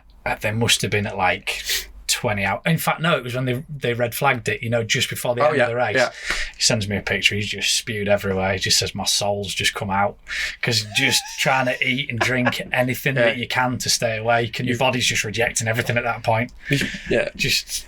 And that's what you're talking about. You've got a plan. You go into... I had my little plan for my first 24 hour. I was going to have these gels and these drinks, and I'd be fine. I'd be full of energy. I calculated the, estimate of the calories and try and, make it so I don't die, so I'll be like fit. And then after relay 3, everything is out the window. Really? Yeah. You're like, I get angry. I get real angry. Like, don't talk to me type of angry. On that note, we'll get him a sandwich. Let's get this man a sandwich. No, I get, yeah. But it's what it is, isn't it? Because he just pushes you to the max. So, Well, for Estoril, me and my teammate, our third guy had hurt his back. Was that a 12-hour, that one? That was a 12-hour, but he wasn't doing full stints. So we weren't even getting out of our leathers because this guy was doing maybe 15, 20-minute stints. Why? Because he'd hurt his back. Oh, right. So we were like, we almost... probably should have just done it with 2 of us, but fucking hell, that was hard. And then it was hot as well. I want it. It was like it was very hot. 30 degrees. There was very little wind, wasn't there? Yeah. And it was And I always thought it's hard work around there, isn't it? Other than the start-finish track, it's a very physical track. But even because it's bumpy and there's a bit of side wind all the time. Yeah, and it's fast. So you're constantly fighting with it, aren't you? Yeah. It's that. So although I never got to the end of that 24-hour. We did more than 3 stints apiece there. Yeah, so you could feel it. Oh my God, like you say, I actually got stronger. My first one, I thought, fuck, what am I doing? Second one, I felt a lot better. Third one, I thought, fourth one, I just thought, kill me. Everything's cramping up, Yeah, there's that because of the hydration. You can't get comfortable on the bike, can you? No. Then you don't really feel like eating, do you? When you come in. You think, the last thing I want is to break. You have to go. Yeah, I mean, for me personally, I just go with the feeling. Like I feel like if you fancy something, just have it. Whatever just get it is, something in you. Like whatever is in the kitchen there, just have it. Yeah, even if it's. We ended up having like weird stuff like Croque Monsieur. You know what Croque Monsieur is? Nope. It's French. It's like I'm from Yorkshire, mate. It's disgusting. It's with a cheese. It's like a cheese toasty, but with some kind of cream on the top and cheese on the top, all melted. It's a See, heart, that just heart attack sounds- croissant. Basically, you eat it, you burp it for like 3 hours. That sounds like you'd sit up and break and just be. Yeah, yeah. it's what it is. That's- So we have that at like 3 a.m. with some Coke and just Class. whatever. So, like, how much did you have to, like, you know, after your first time doing it and then you won it, how much did you have to adjust your training? Or did you adjust your training leading into that, knowing how, like, No. you knew how brutal it was? Yeah, it's actually that bad that I ended up not even training for it. I thought, fuck it. It was that bad. Yeah. Because you just think, I can't prepare for this anyway. No, you can't. It's prepare. psychological, a lot of that, isn't it? A lot of that. Yeah. I always think that, again, that although bad, I'm not I gonna haven't train. been there, when the sun's coming up, that's your bit where you kind of go, oh, fuck, there's a You second, get that- you get that second boost. wind comes back in, Yeah. doesn't it? Yeah. I think it's physiological. Is that the word? Because it's the time when But you're it- supposed to be getting up again. Yeah, so probably your body's thinking, hello. Yeah. Morning. Yeah. We'll just forget the last 7 hours of And you darkness can see and the terror. light at the end of the tunnel, Yeah. But it's a long way to go, though, because normally it's 3 in the afternoon. So the first Le Mans we did was 12, and that was better, like midday. So you do midday to midday. So you kind of like start, because obviously on race day, you're going to wake up at 6, 7, whatever.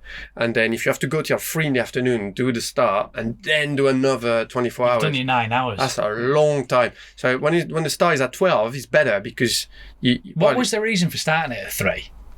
because Yeah, it normally history, starts yeah. at 3. It always starts at 3. Was there But why? was it just the first race started at 3 and they've just That's continued how it's that always tradition? been. Maybe, yeah. There's no they were real running- reason for it, is Well, there? There'll maybe be some anorak out Were they there running now. like feature races before or anything like that? It don't matter if you've got to do 24 hours, get the boys out as quick as they can, like Yeah. get them on with it. Sometime in Spa they were talking about making an 8 o'clock at night start or 9 o'clock at night and Really? start in the night, but that would be absolutely horrendous. You're right. Why then?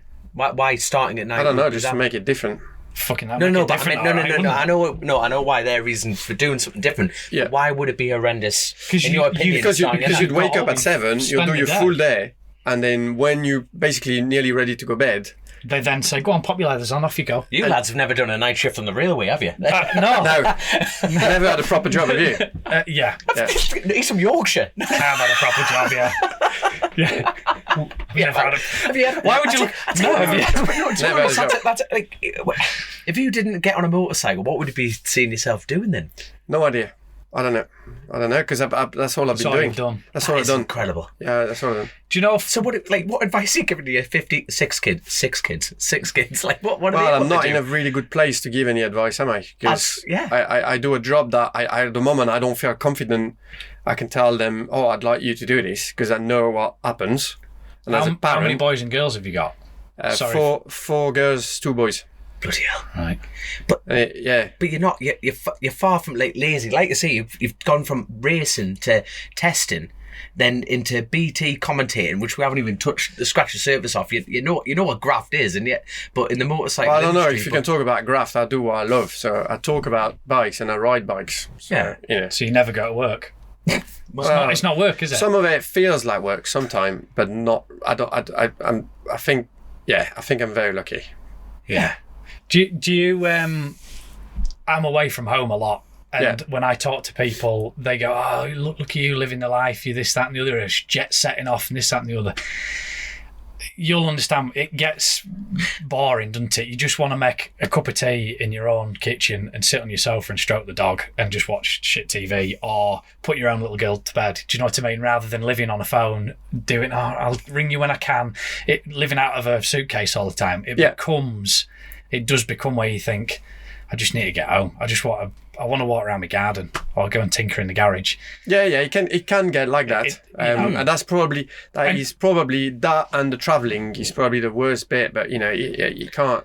You're constantly can't- grateful for the can't- position, as you say. It's yeah, not, you I'm not working. Can't complain too much. It's hard, and sometimes you're a long way from home for a long time, and that's not great, and it's difficult, and it puts pressure in the family life Massively, and whatever. yeah. And it does, and it's just what it does. But then, on another hand, I feel like you can't. When you know what goes on, and when the hardship that people go through, if I was to complain, fuck me, You're incredibly blessed. I feel incredibly blessed that I get the opportunities that. But sometimes you feel, you do feel like, I could, like you said, I could do like with being with the kids or whatever, but you can't have it all. Have you got season next year with BT Sport then for MotoGP as commentating? So and the 100. And will you be at you're at every round? I don't know yet. Because how many rounds are there? 21 even. Yeah. I've just given you an extra day there somewhere. Pick somewhere. 22. Jesus, that's a lot. That is a lot. Yeah, the end of the year schedule is very, very busy with a lot of races abroad.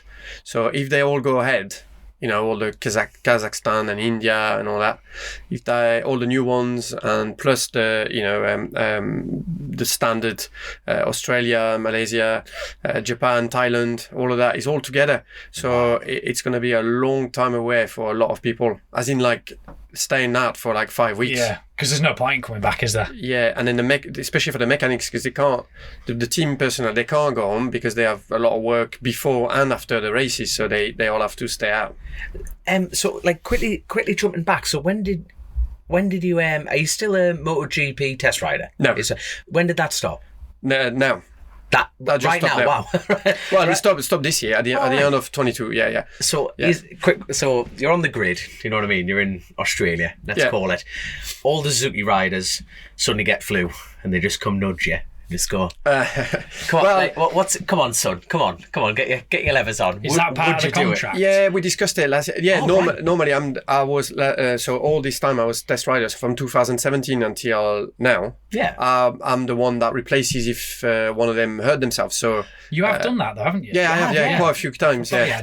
So we done wildcards and then we done replacement. So at the start, actually, the job for me came about in 2017. So I was riding a Suzuki here with that new JSX-1000. Yeah. And so in BSB, and at the time, at the start of the year, Alex reinserts his wrist in America, I think it was. So he breaks his wrist quite badly, and they want him to take some time because there's a second injury in a row, and they want him to take some time out to fix it properly because it just wasn't, and he needed a couple of months.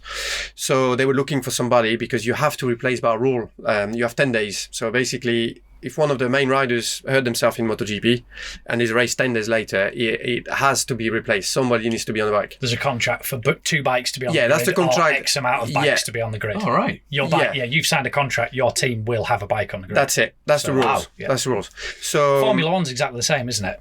Yeah, I think so. Formula One's the same. Yeah. All right. So they were in that situation, and obviously at the time was Davide Brivio, the team manager, and they were looking at who can replace Alex.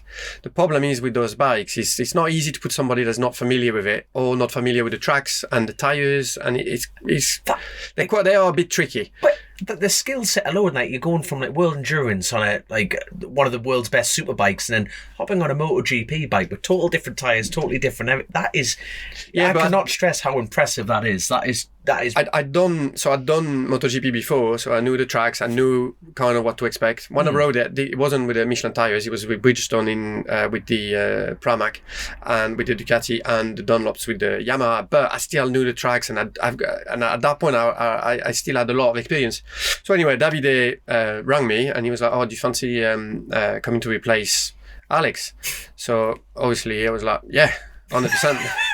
Do you know if you sat in the kitchen and you get that call, do you get, no, I'll be there? Do you hang up and go, "I'm back in MotoGP, bosh"? No, not really. Get upstairs, love. It's not an easy one. But definitely not that, mate. We're done. Just Thursdays and whatever. That's it. Oh, we've got all the kids on the calendar. Put them on the calendar. Yeah. Do you want one now or later? Yeah. But you have to make an appointment. Yeah. So anyway, obviously I wanted to do it, and being a MotoGP team, they were like, "Oh, we have a test in Jerez that was planned, so it'd be good if you can join us for the test in Jerez, and then you'll start." I think they had the Tsuda, so the Japanese test rider, to race actually in Jerez straight away, and then I was doing the later ones, which was Barcelona and something else. Can't remember now. Anyway, there's a couple of races, so I got the chance to test the bike in Jerez before the replacement rides. And so I was a Suzuki contacted rider anyway in BSB. So it all makes sense. And I tried the bike in Jerez, and I remember I tried the bike the first time, and I said to them, the first thing I said to them, fucking hell, the bike don't stop. Like, just do not stop. And they were like, all right. And it's like, yeah, this is not right. There's something wrong with it. And so anyway, they checked and said, no, that's our package this year. So wait, don't work. It's not good. So they were, and this was nothing to do with your super late braking that you touched on earlier. No, I don't know. I think this was just the thing. I think it was a mix of me having ridden the Superbikes for a while, and me not using the rear brake, because at the time I didn't use the rear brake at all, because on Superbikes I don't use the rear brake. Wow. I'd rather compensate with the engine brake setting. Yeah, that's just my way of setting the bike up. But anyway, in a GP bike you need to use the rear brake. So I wasn't using the rear brake, and I got on that bike and the bike wasn't stopping, it was just pushing everywhere. And I said to them, I said, look, we need to do something about it. Add some engine brake, we need to do something. And they were like, well, we can't, we're already maxed up, we can't close the engine brake anymore. So we got this talking about this and the setup and this, and that's when they realized that they made that mistake with the. So I said to them, there is something wrong with the bike. This is not normal. And that's the year where they had basically the engine mass was too heavy. Yeah. So the bike was pushing everywhere, but the riders they had at the time was Alex Rins, he was a rookie, so he didn't know. He just went from so he's not going to. He never got anything to compare. No, he didn't have any he? experience or anything. So for him, it was just normal, because that's why they gave him, and that's why he knew. Yeah. And Andrea Iannone was coming from another manufacturer, and he didn't pick up on it, so they chose the spec, and then they were stuck with it, because in MotoGP once you declare your spec of engine, you're stuck with it for the whole year. You got your 7 or 9 engines, and that's it. You can't change it. Right. So it was not great news for them, but I brought them that news, and at the time they were already considering doing a test team, like a full test team. So they thought, well, actually you would fit well with this, and we're happy with your comments and stuff like that, and it makes sense, and so we started working on the test team, and that's how I became the test rider. So brilliant. That was it.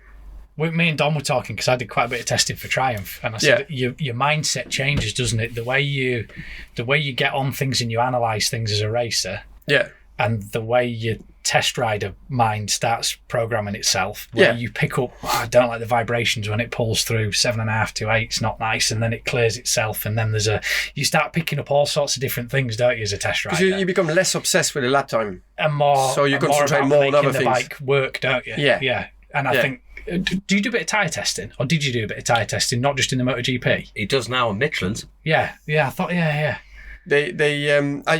don't do that anymore. Oh, right. No, I did it for a bit a couple of years ago, but not anymore. We did no. That's mad. But like your YouTube channel, it's like I've only recently discovered it, and it's absolutely brilliant. You do a lot of testing. Oh, thanks. Cheers. Yeah. No, but it's absolutely brilliant. Like, you talk about brake and hand position. It's like you actually talk a lot about advanced techniques. And to be blunt, if you've ridden a bike, you know how to go around a corner. You're not dulling it down to that point. You're talking a lot of technicalities, and you were mentioning the fact that you don't even touch the back brake, on a superbike element, and which is. You're probably the same on a big bike, on a stock 1000 or a super bike. Yeah. A production bike. I would never touch the rear brake. Well, the only advice I ever got about braking was only brake when you see Jesus. You know what I mean? But how did you find where was the need to use the rear? Because obviously they're loading the front so hard and making the rear go light, aren't they? Which usually then on a production bike, you touch the rear brake and the thing's fucking skipping around over. How do they use it in a different way? But you can still use it. I mean, it's still, if you can use it, the problem is the standard place of the rear brake, where the right foot is stupid. It makes no sense at all. It's the most unnatural feeling in the world. It's tradition, or it's just the way people built bikes 600 years ago. I don't know, but it's just like that.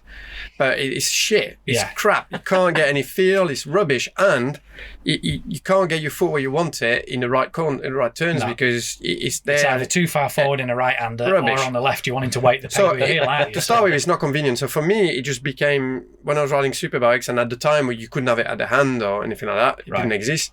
It was just useless, because it was more of an inconvenience to even think about touching it. There is benefits, especially in MotoGP, because in GP, for many reasons, I would take forever to explain, but it is important to use it. But Yeah, and then they use it in World Superbike now as well, because it does help with closing the turns, and it does help. But it's just, for me, it was more of an inconvenience, and you can still ride fast without touching it. Yeah. With a big 4-stroke, if the engine brake is set up properly. And that Suzuki was just so far away from being usable without having to use the rear brake. Or it was, even when you use the rear brake, it was still bad.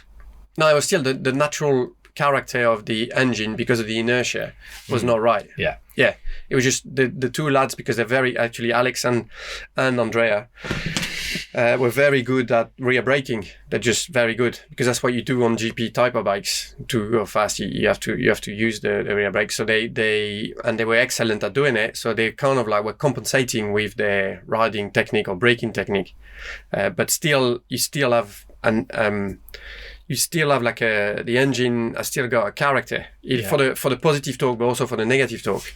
As in, like, when you brake, there's still a lot of effect. Like a natural engine brake, it's very hard to then alter it with a setup, and it's got limits. Like, say, if you got too much inertia, too much mass in the engine, you can close the valve as much as you want, and you're going to get to a point where you can't close them, and the bike is still pushing. So then you need other systems, like we did with Suzuki. We started using exhaust valves, which helps a lot with getting a stronger engine brake and modulate it in a better way. But it's like, but you still have the DNA of the engine cannot be completely hidden. It's always there. Yeah, so it needs to be well born, and a new engine for MotoGP, a new spec, needs to be balanced. And if it's not, you're always going to be missing something. How does that... Sorry, Dom. Go on. No, carry on. No, you're in a flow there. Go for it. I was going to say, how does that process then for the following year? So you go back to the factory, the boys, and you say, right, this is where it was weak. This is where we were struggling as a manufacturer. This is what we need to change. Do they then produce 4 different engines for you to try with variable weights and you go and run them and say, okay, well, that works, but what it does cause is it causes this. And then they say, well, we're running out of time. We've got to put our spec forward now. Yeah. So we're going to have to submit that. And Sylvain, you're going to have to figure a way that we fucking fix this next problem. Is that basically how? Yeah. It's a rush, because winter isn't long, is it? Between the end of the season, and you haven't. When do you have to submit those? There was one year where we actually pushed it because we weren't sure, and we had to run like different tests at different tracks, and just to be absolutely sure. And because of that bad experience in 2017 with that choice of engine, they were very, very not paranoid, but very concerned about not making that mistake again. Because like I said, in MotoGP, once you chose your engine spec and you seal your first engine for the first race, or your first couple of engines, that's it. You're not allowed to change it. You're going to be stuck with it all year. When in the year does that have to be done? Before the first race. So basically, the bike that exit the first in FP1 of the first round, that engine spec is to remain for the whole year. So in reality, you're coming back 2 months, aren't you? At least, because there isn't going to be time to make alterations at the end of February. One year we went to do a test in Jerez I remember because it was for my wife's birthday, and she wasn't too happy about it. It was on the 18th of December. Easier to get forgiveness than it is permission. Always easier to get forgiveness than it is permission. So anyway, I had to go. We did that test, and it was to choose the engine that had to be validated for the opener in Qatar in March. So yeah. So it's tight. It's just interesting to know those timelines that because everybody's going to be working to a similar sort of timeline, aren't they? All the other manufacturers. It happened to Ducati last year. They turned up in Sepang, and with the new spec of engine 2022, all the riders tried it, and most of them were like, actually, we don't like the torque delivery, like the initial torque delivery with the 2022 engine. They didn't like it, and none of them liked it. And Pecco had a panic. He was like, no, we can't use that. Oh yeah, this is not right. And he dominated the end of 2021. And then he got there early 2022, and he couldn't he was like get within half a second of what he was doing. So he was really struggling. And they decided to change the spec after the February test. So the factory bikes of Ducati the bike that won the title was like a 21.5 type of spec. Because 22 was just... Because he didn't like it. I mean, Zarco and Martin, they run the 22, spec Marini as well. Mm-hmm. But then, they with the factory Ducati, they decided to change. Jack wanted to stay with the 22, but he in a factory team, you have to have the same spec for both riders, and priority was given to Pecco, so he had to use the 21. They sorted it out, but the start of season for Ducati was not good last year because of that. So the engine spec is super important. Yeah, you need to get it right. These are all the things that you don't see as a spectator or a fan of the sport. No, they turn up at round one and you go, yeah, fine. Well, he's come out the new gate bikes, well, new wings. New wings. Yeah, I want to ask you about that actually. You've ridden obviously with these wings. Yeah, the difference that makes. How big is it? Because they were talking about the end of the straight at Mugello, and they're almost into this F1 territory of clean air and dirty air, and can you elaborate on that a little bit more? Rather, because we hear bits through. Yeah, no, we've made loads of testing with the wings, with and without actually. We used to sometimes take them out as well to double check everything and get data, and so as a test team that's what you do. And without the wings the bike is a lot harder to ride. The wings bring stability, they bring efficiency, they bring drag, but they bring turning, they bring more positive than negative. Basically, you lose a bit of, to resume it, you lose a bit of drag, and you improve your turning, you improve your stability, you improve the wheelies, so you improve your acceleration, basically. Do you notice it from a feel point of view as well as, sometimes you make little changes, don't you? And you go 0.2 quicker and you think, fuck, that was a shit lap. And you look down and I didn't feel, but it has obviously made a difference with the wings. Is it something that you physically feel and you go, oh my God, that is very different? Straight away. Yeah, it makes them more stable. I mean, there's positives and negatives. Like the problem is because it creates more drag when you are in the slipstream of a big winged Ducati or a big winged whatever bike. Actually, got the big. You can't stop anymore. So because you're not taking the wind yourself as well. Like your wings are helping you to stop. So if you're behind somebody braking, you're in this dirty air. Yeah. So you're not stopping as well, and that's a big difference. Most of the time, that's why you see the riders brake. They always brake a little bit. They have to be offline almost. Yeah, they're a little bit offline because they get much better braking efficiency. Or we've seen it as well, creating accidents where people get sucked in. They get sucked in, and the front is locking, and you can't stop because there's no wind. So there has been crashes like that. Right. Nakagami Barcelona crash is that was bad. Rins in Le Mans, that was that as well. Yeah. When he went straight at the Well, he crashed after, but the initial mistake was being straight behind the Ducati. So when he rolled off, he rolled off, and the bike just carried on, kept going, and he couldn't stop. That's it. The previous Ducati then, why didn't the Suzuki, the Jigsaw road going one for the Superbikes, why didn't they go down an aero pack then? Well, because it was ages ago. That bike was released in 2017. Yeah. Oh yeah, no, like the age of the bike. But when you think like BMW, Kawasaki, all of them like bring out a new bike, but it's really like an aero packet, like an aero package. Thing is, little changes that bring out a new bike. They don't race. I mean, most of these manufacturers, the other manufacturers, they did it as well because they race the bikes in World Superbike, and they saw the benefits in MotoGP. Yeah. So they wanted to adapt it, but then Suzuki they don't race in World Superbike, and until 2021 the endurance program was not even a factory project, so they just didn't really. Manufacturers don't sell sports bikes, do they? That's the top of like big 1000cc sports bikes. The sales for those bikes has dropped so much that it's difficult for them to justify. Yeah, but it's still a good window, But they have to weigh up, don't they, where the investment is, where they keep chucking. Do they throw it at another superbike project, or budgets play a massive part, don't they?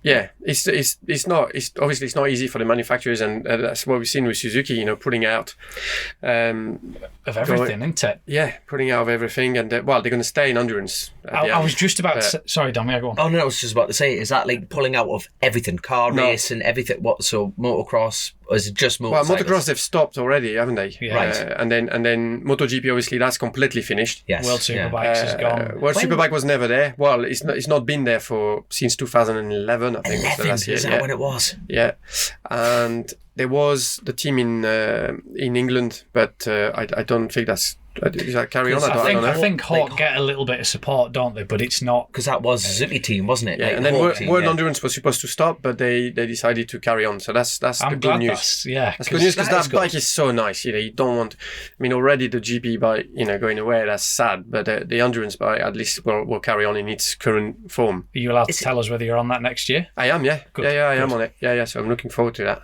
Good. So, like Suzuki as whole, but they're just not making enough money to continue the race. It's not that they don't make enough money. I think their results are quite good. Yeah. It's just they decided to move the resources somewhere else. So at the end of the day, MotoGP is a marketing exercise, and a way to develop some technologies and whatever. They decided that those resources were better elsewhere, and that's it. I think that's really sad, to be honest. It is sad. It's sad for us because we're passionate and we love it. And that bike was beautiful, and that team was great. And the work and the progress that's gone into that as well from the comeback. It's disappointing for sure, because when you're inside, or when you're a fan, or when you are a motorbike enthusiast or fan of MotoGP or whatever, you just see that bike and thinking that it's not going to be on the grid. It is disappointing, but then again, they gave us the chance. They came back in 2015, made all this happen, which was a great dream story, building the project, winning the World Championship, winning races, winning the last race that they enter. It's been fantastic adventure and a great human one as well. Like the team is it's just the best team ever. But then it's the end. And, I don't know. In a way, they gave us the chance to experience that as well. So you can't, so you've got to see the positive side of things. Maybe they'll be back. Well, that was going to be my next question. Do you reckon, is it a never say never situation? Never say never. Never say never. I'll never say never, but I don't know. I think it don't look too good. Where are a lot of those guys, the good guys that have made up that team, where do they find themselves going? Most of them are gone to different, various teams. Still in Grand Prix. Yeah, so fortunately, most of them managed to find a job in a different MotoGP team or Moto2. Or most of them have managed to find. Some of them haven't. So that's sad for them. Because it takes a lot to put a team together, doesn't it? And they're all paying a mortgage, they're all trying to keep the kids fed. They've all. It takes a lot to put a bike on a grid, and there's a lot of people you don't see. And obviously, when a manufacturer or a team decides it's going to fold, it's like a lot of people's 40 people. Yeah, it's a lot of people, isn't it? 40 people on site, and then you got all the guys as well at the factory. So in Japan, they would have been relocated to a different department, or the employees of Suzuki. So yeah, it's a difficult situation, but then again, the opportunity was created. The jobs were created. It was a success. Yeah, and then those resources, they're going to go into, I don't know what they're going to do. I have no idea, but whatever they're going to do with it, they're going to create another activity somewhere. Yeah. And that's life, isn't it? It's just ups and absolutely. downs. You have to ride the wave and try and bounce back. Yeah. So, how are you enjoying the swap over from racer, tester, everything on that side of things to commentating? Have you enjoyed the transfer? Yeah. I know you're still racing endurance, like you said, which is brilliant news. But are you enjoying the new challenge? I love it. Yeah, I love it. I mean, I still love the racing, and the idea is basically, as long as I don't get thrashed by the young lads, and I can still give them some. I'm gonna stay there, because why not?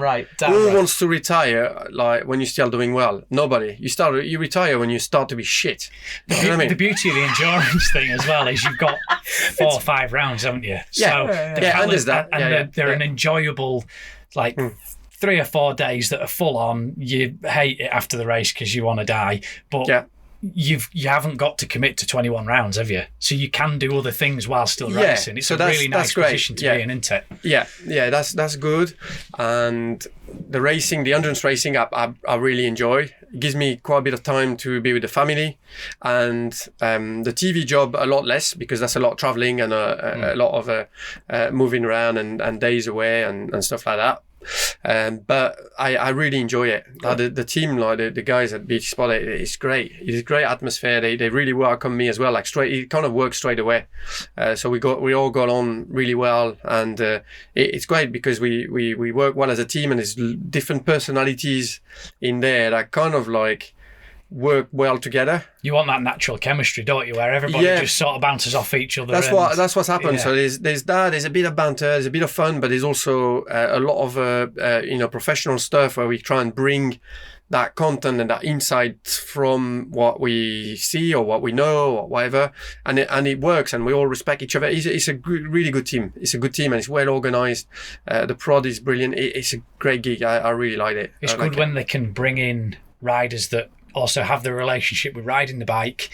They know the teams, they know the team managers, they know the riders that are still racing. Yeah, that's what we get. You can bring something that a journalist can't bring. No, and we're in the paddock. And you're not a journalist, are you? So you're not coming at it from a not particular really. agenda, I mean, are you? eventually, probably, if I carry on doing this, like the riders and the new riders, they're going to come and they're going to be a bit... But at the moment, if we're in the paddock and we got Fabio that's coming past on his scooter, he'll come and try and make me fall while we live, or try and come and say hello, just like messing about. And this is great. That's what people want to see, because it's real. It's gold. It's real. It's fun. Yeah. And the lad is going to, 5 minutes down the line, he's going to be, going for pole, and he's like a fucking superhero on his bike, and he's one of the most talented rider. But we got to talk to him and just say, hey, good luck, mate, and that's what we want to see. And we enjoy doing it. And it works. And then the guys in the team, they're great at telling stories. Susie's great, Michael, and I mean I can't name them all, Neil and Gav, and it's a great atmosphere and a great bunch of people. Yeah, and they know what they're doing because they've been here for a long time now. Yeah. They know the riders. They've done it all. They've done the result. They've performed. They've struggled, so they know what goes on. I mean, I keep going on about it, but I love it. No, but you can see the passion in it. I love it. Yeah. And it stops you having to get a proper job. I tell you what, you're a man who never shies away from a challenge. So what else is left on the bucket list? You've got you're doing so much at the minute. You're still active in the race, and you're even picking up how many years have you been with RST now? Was this It was my first year last year, so I'm still getting deals. You see, they are once a race, always a race. Well, you got to. It's just life in the old dog yet. That's it. So what? Any other challenges? Because we've got people doing Dakar. I was just about to say, does the Dakar? Yeah, I'm rubbish at off-roading there. Well, but the problem is with off-roading. That's why I don't do it. Is that I run out of talent very, very quickly.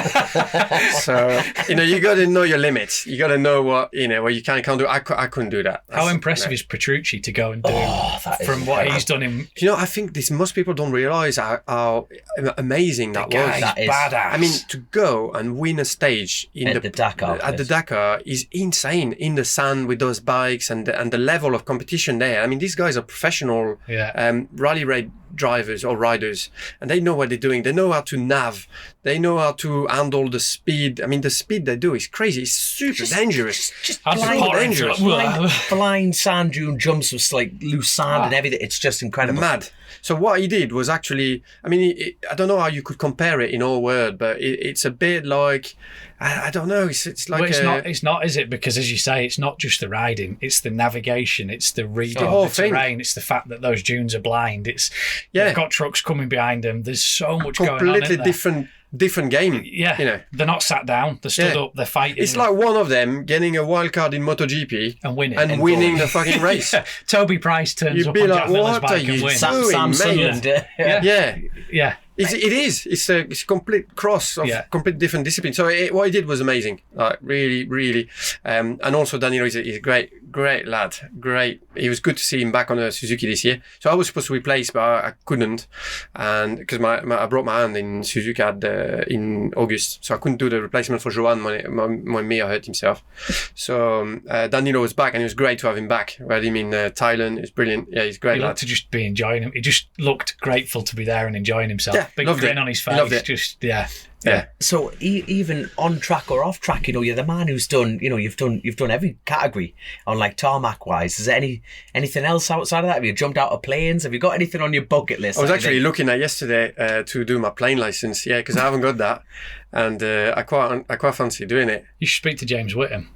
Yes, he's got it, and Steve Parrish as well. I think the Huddersfield International Airport. Haslam's only up the road. He'll probably put you in a plane and just send you off on your own. I could just borrow his plane. Yeah. You want to speak to them? Yeah, no, I was looking at it. It's actually not that bad. It's 25 for microlight. It's 25 hours of practice, and then you're off. And that's it. You got your license. It's going to make the BT sport job even easier. He'll fly out the back garden. To go to Le straight Mans. into the You can go to Le Mans from here.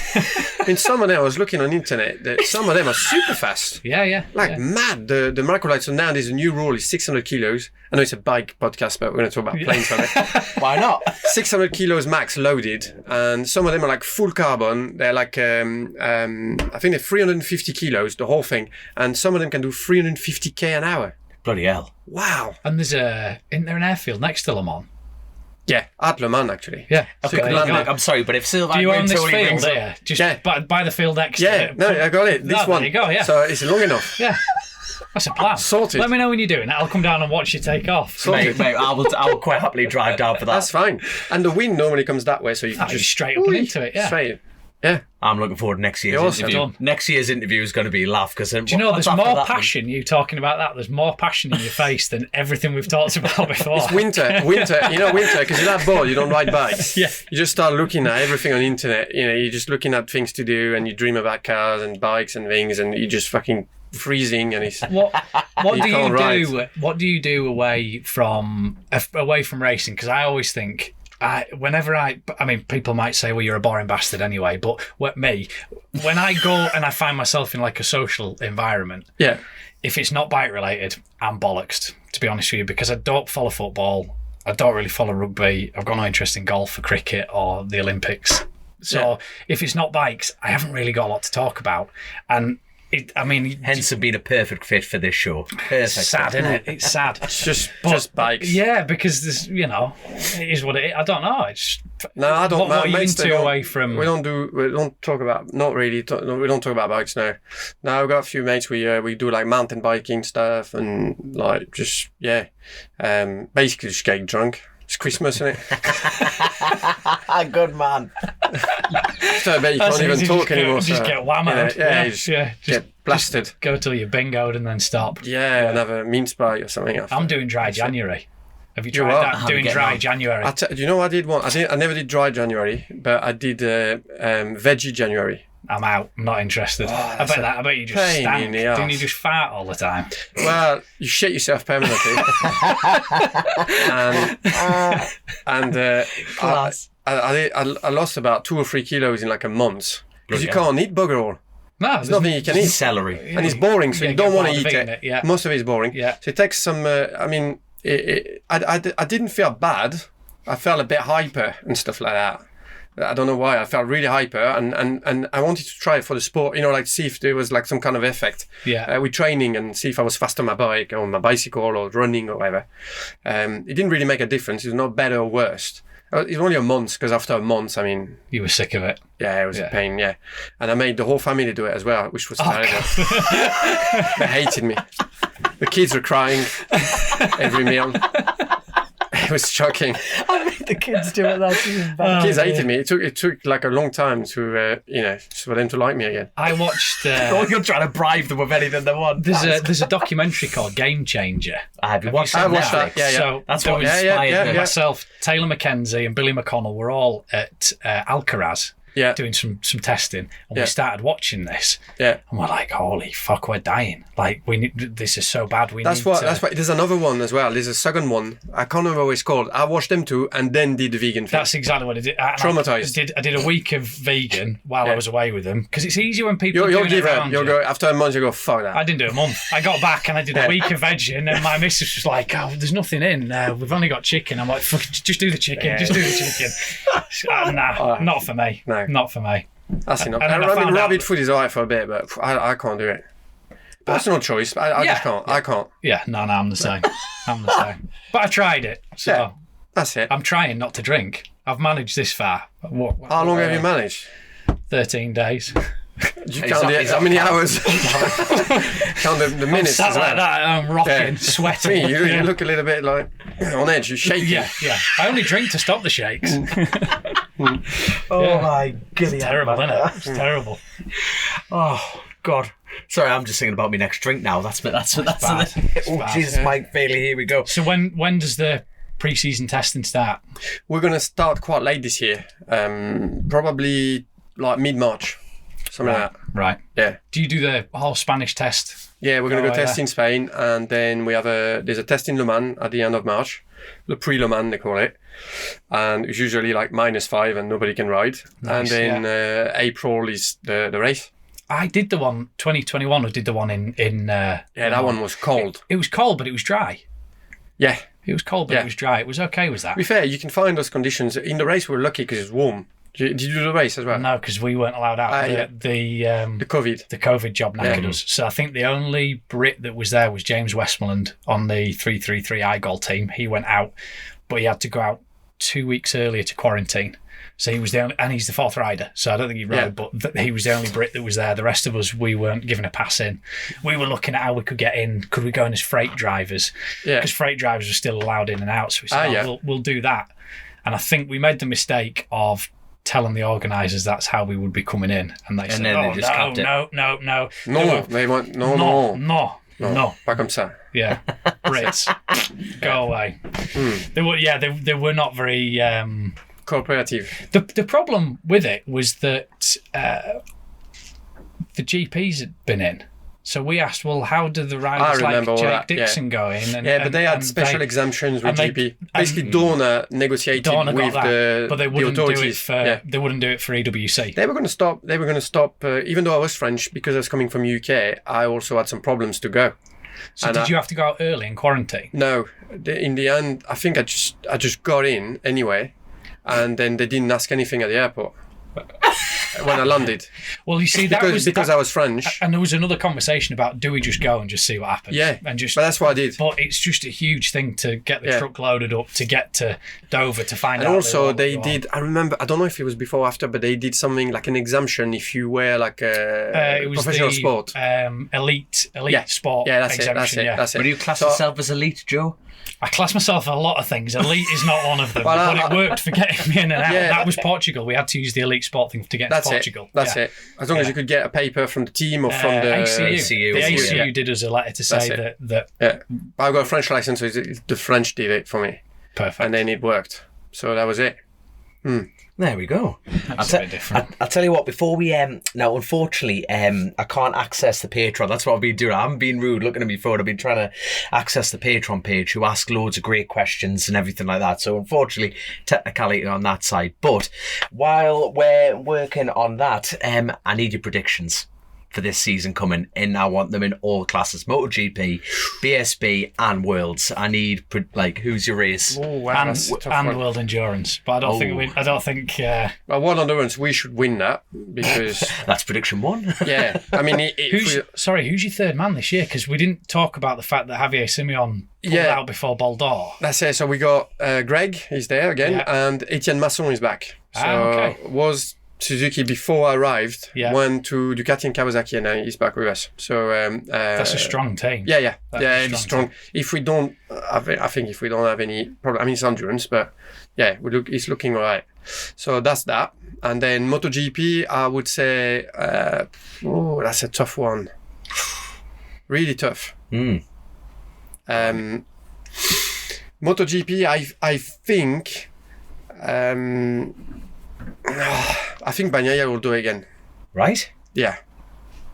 Quartararo, you don't think he might just find something somewhere? I think they're not going to find any speed in that bike. Because Honda are the same, aren't they? Honda have just gone... But for now, Honda is a disaster. The bike is not good enough. Have they got time to realistically change that? Yeah, they can change, but the problem is that bike was born... It was a new concept last year, and it's never performed very well. And it kind of like almost got worse. So that means the DNA of the bike is not great. So I don't know. It doesn't look like they're doing a completely new bike. They're just trying to copy a bit what Ducati is doing. And I mean, you can never say never with HRC. You never know. Obviously, there's a lot of firepower behind it, but it doesn't look too good. Yeah, I'd say Pecco, and I think Brad will be a big surprise. Yeah, if they get, I think Brad could actually be top 3 next year. I reckon so. I'm going to say... I got a feeling for Binder. Complete outsider, Alicia Spargaro. Yeah, but he's not an outsider, is he? He was leading the championship and he was... Yeah. He wouldn't be your first choice though, would he? But I think... I don't know. If I was going to just go and stick a cheeky £100 on someone just to try and get me money back. I would put it on Binder if I had to put it on £100, because if you put £100 on Pecco, the odds wouldn't be very good, would they? No, that's why I say Espargaro. Yeah. I don't know why. I just As an underdog. What's yours? as an underdog. Yeah. No, I've got another question. Do you reckon Marquez has still got it? Oh yeah, 100%. Yeah. He hasn't got the tools. That's all. Right? Yeah. Because you can imagine after that massive crash he had, you know what I mean? And then since then, the recovery, the arm, and then just getting over that. And people have, to be blunt, kind of wrote him off, haven't they? Said he hasn't got the bite, but... No, he's still very much there. Still very much one of the best riders. He just the bike is not good enough for him. That's all. Yeah. He said that straight away. I mean, some people like him, some people hate him, whatever. He's still a hugely talented rider. Yeah. And he's in a better shape now. Like since his surgery, he's in a better shape. His arm has got back into the right place, and he's better, and he's fit. So yeah, if they give him the right bike and package, he'll be there. That's the question for me. Because how long has he got left on his contract? He had 5 years 3 years ago. Right, there we are then. No, he's 4 years. He's up for renewal with everybody else in 2 years. What bike would you put him on? What bike would you like to see him on? Well, I don't know. The problem is, Suzuki. He's got a great riding style for he adapts, and obviously he's been riding V4 for all his career, so it would be. It would suit. I think it would suit any bike. It'd be good as long as the bike. Obviously, it would be very, very difficult to beat on a Ducati, or he'd be fighting for for wins anyway. If he was on a good Ducati, but yeah, I don't think that bike is ready yet. So we've covered endurance. We've done MotoGP predictions. BSB. Tell you what, no. Let's go backwards. Let's go Worlds. Who's going to win Worlds? World Superbike. Yeah. World Superbike. I will go for Bautista again. Yeah, I can see him building on it. Yeah. And he's got such a speed advantage that it doesn't look like it's getting tamed down. So, I mean, how can you be competitive? Well, how do you fight against that? Because there was that. It's just such a great tool to have for him. Yeah. I mean, the bike is faster. The hard power is a bit better, but because of his body and the fact that he's very light, when you combine it together, it's such a weapon that for the race. You can look after your tires better. You can overtake without taking too many risks. It's a huge tool to have. So I don't know. I think for sure he's gonna get competition, but his package too strong. Yeah. Have you ever raced against Toprak? No. He got in World Superbike when I left. Right. I didn't know if Suzuki. I didn't know if there'd been any crossover. Toprak, yeah, he did practice in Suzuka, but he didn't do the race. That was when he was at Kawasaki. Yes. And then that's what that was basically part of the reason for why I went to Yamaha, wasn't it? Yeah, because that pissed him off, that decision. Yeah. Who would you like to see from the World's paddock or even the BSB paddock going to a MotoGP bike, a competitive GP bike? That's a good question. It's very, very hard to make that transition, like to go from a superbike like background onto a GP bike. It's not easy at all, and it will be very hard right now with the way the bikes are ridden and the riding style that you need to adapt. It'll be very hard for anybody. Yeah. I mean, there's a lot, there's obviously the talk with Toprak, but that's obviously hugely talented. And for me personally, I mean, there's lots of people think put him on a GP bike and he'll be amazing. For me, his riding style would be a problem. Too loose, too brake heavy, or because he's known for his brake, and then he's just on the nose pitch, back wheel off the ground. He stops the bike a lot with the front end of the bike, and in MotoGP you can't do that.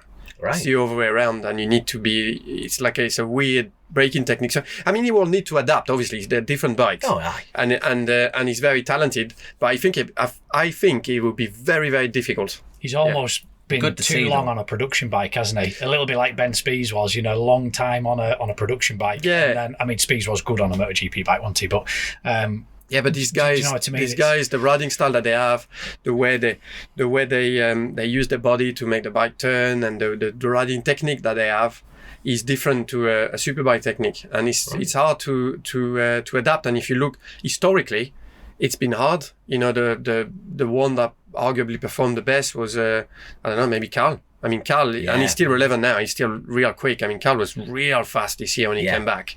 But it took him a long time. You know, initially when he got a tech free, it was difficult for him. It took him many years.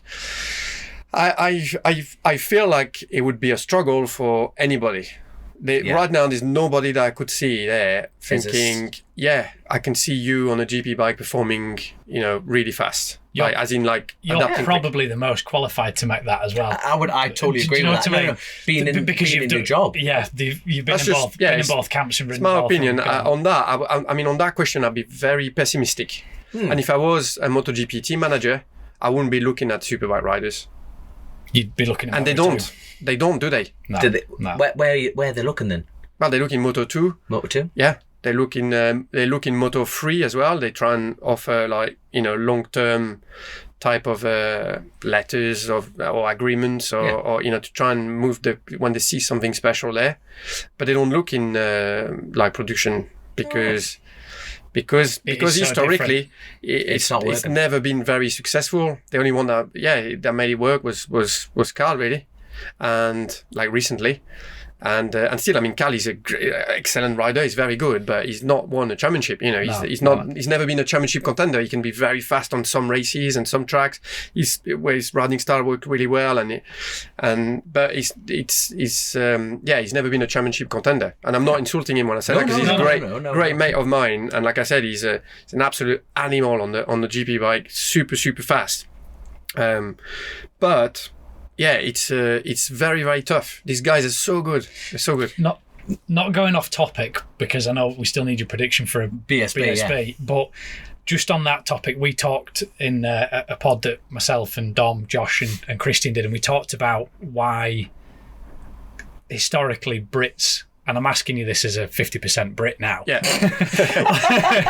Why we don't always, we talked about why we don't produce necessarily the MotoGP riders. Yeah. We produce very, very strong World Superbike ride. There was a year that I'd looked on Wikipedia, and I think it was like 2015. You look at the result sheets and it's just Union Jacks. I know. Do you know the one I mean? Yeah. You just like, because it was Sykesy, Ray, Haslam, Lowe's. It was just Brit the whole way through. Camier, yeah.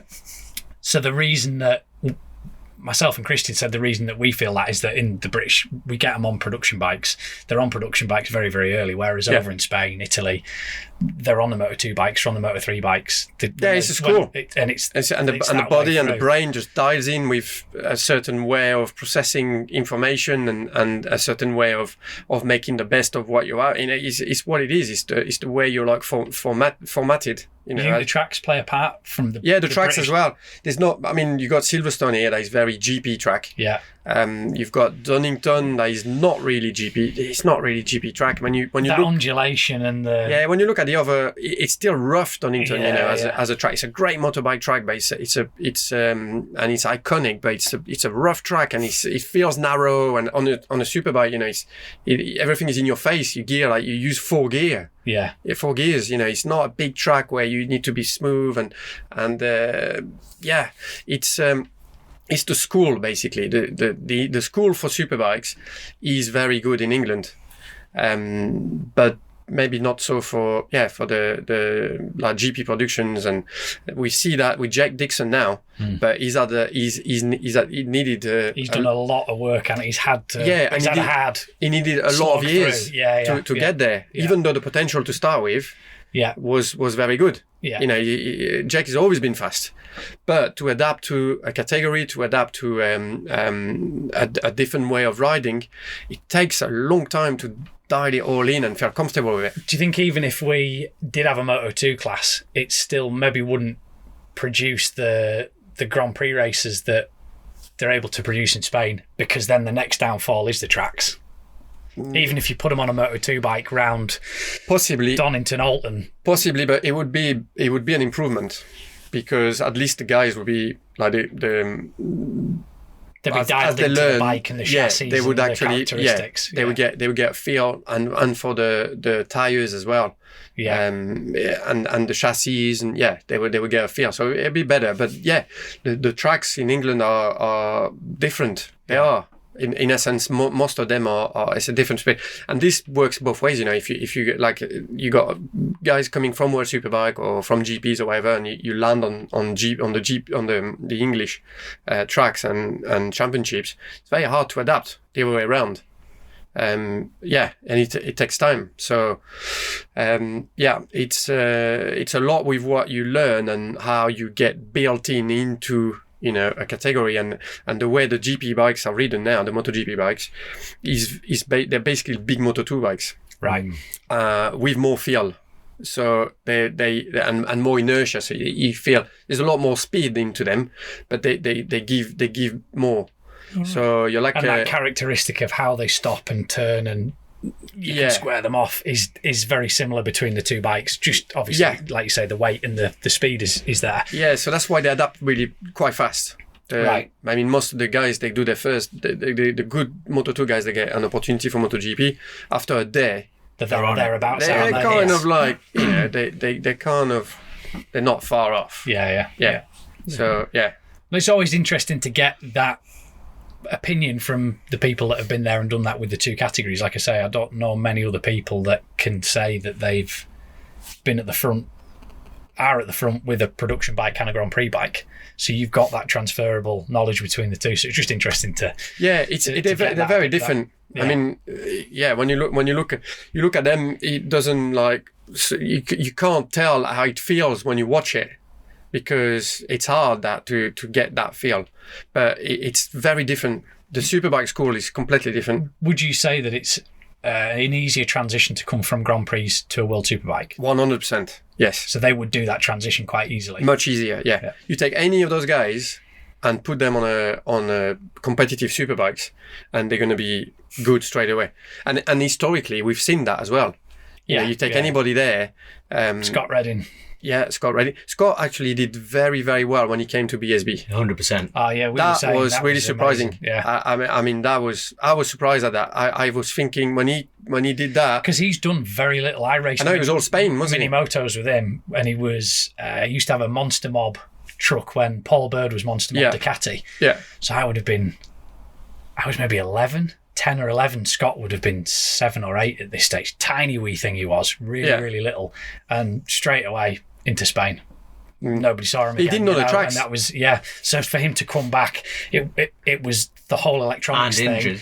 And injured. Silverstone smashed his leg, didn't he, without telling anyone. So. And I mean, what played in his favour was that his riding style, because he carries that corner speed like naturally. He always has. That's 125. Even when he was in 125, I remember him I think it was in Qatar, the opening, his first race, and he was impressive, like with the corner speed and the way, and he still has that style. Yeah. Less, but still it's there. Yeah. His natural instinct is there, and that kind of worked with the BSB, and he was very competitive. But that was surprisingly good.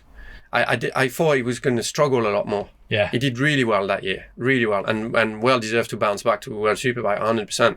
Yeah, that was good.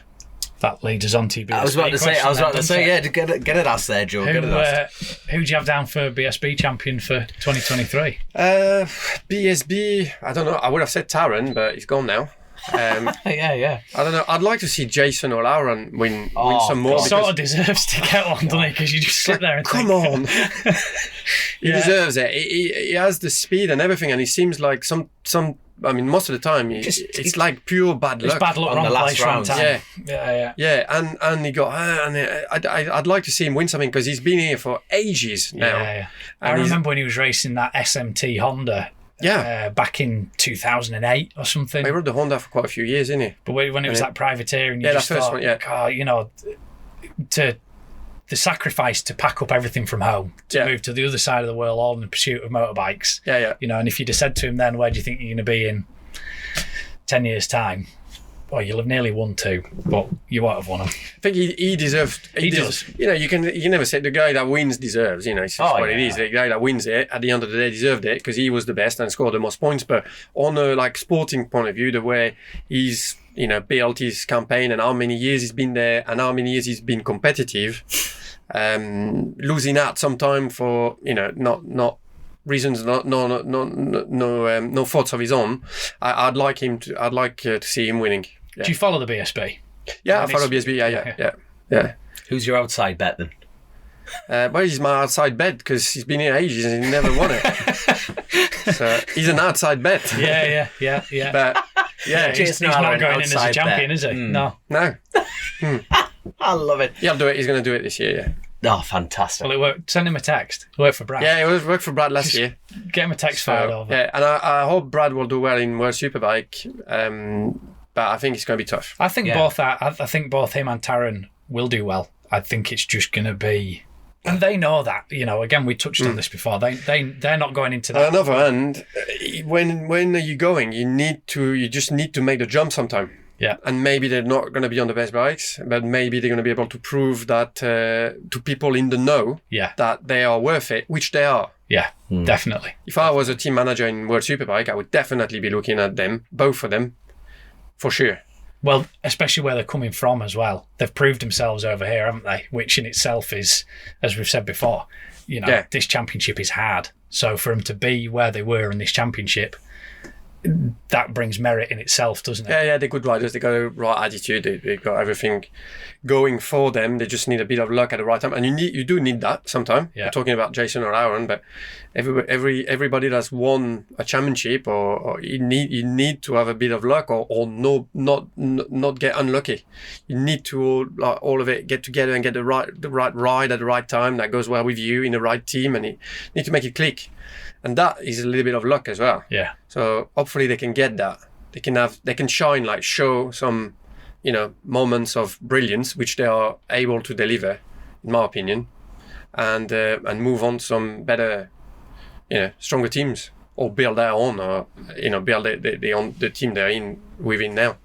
Yeah. There we go. So my final question before closing the show is, on or off the track, what are you most looking forward to in 2023 then?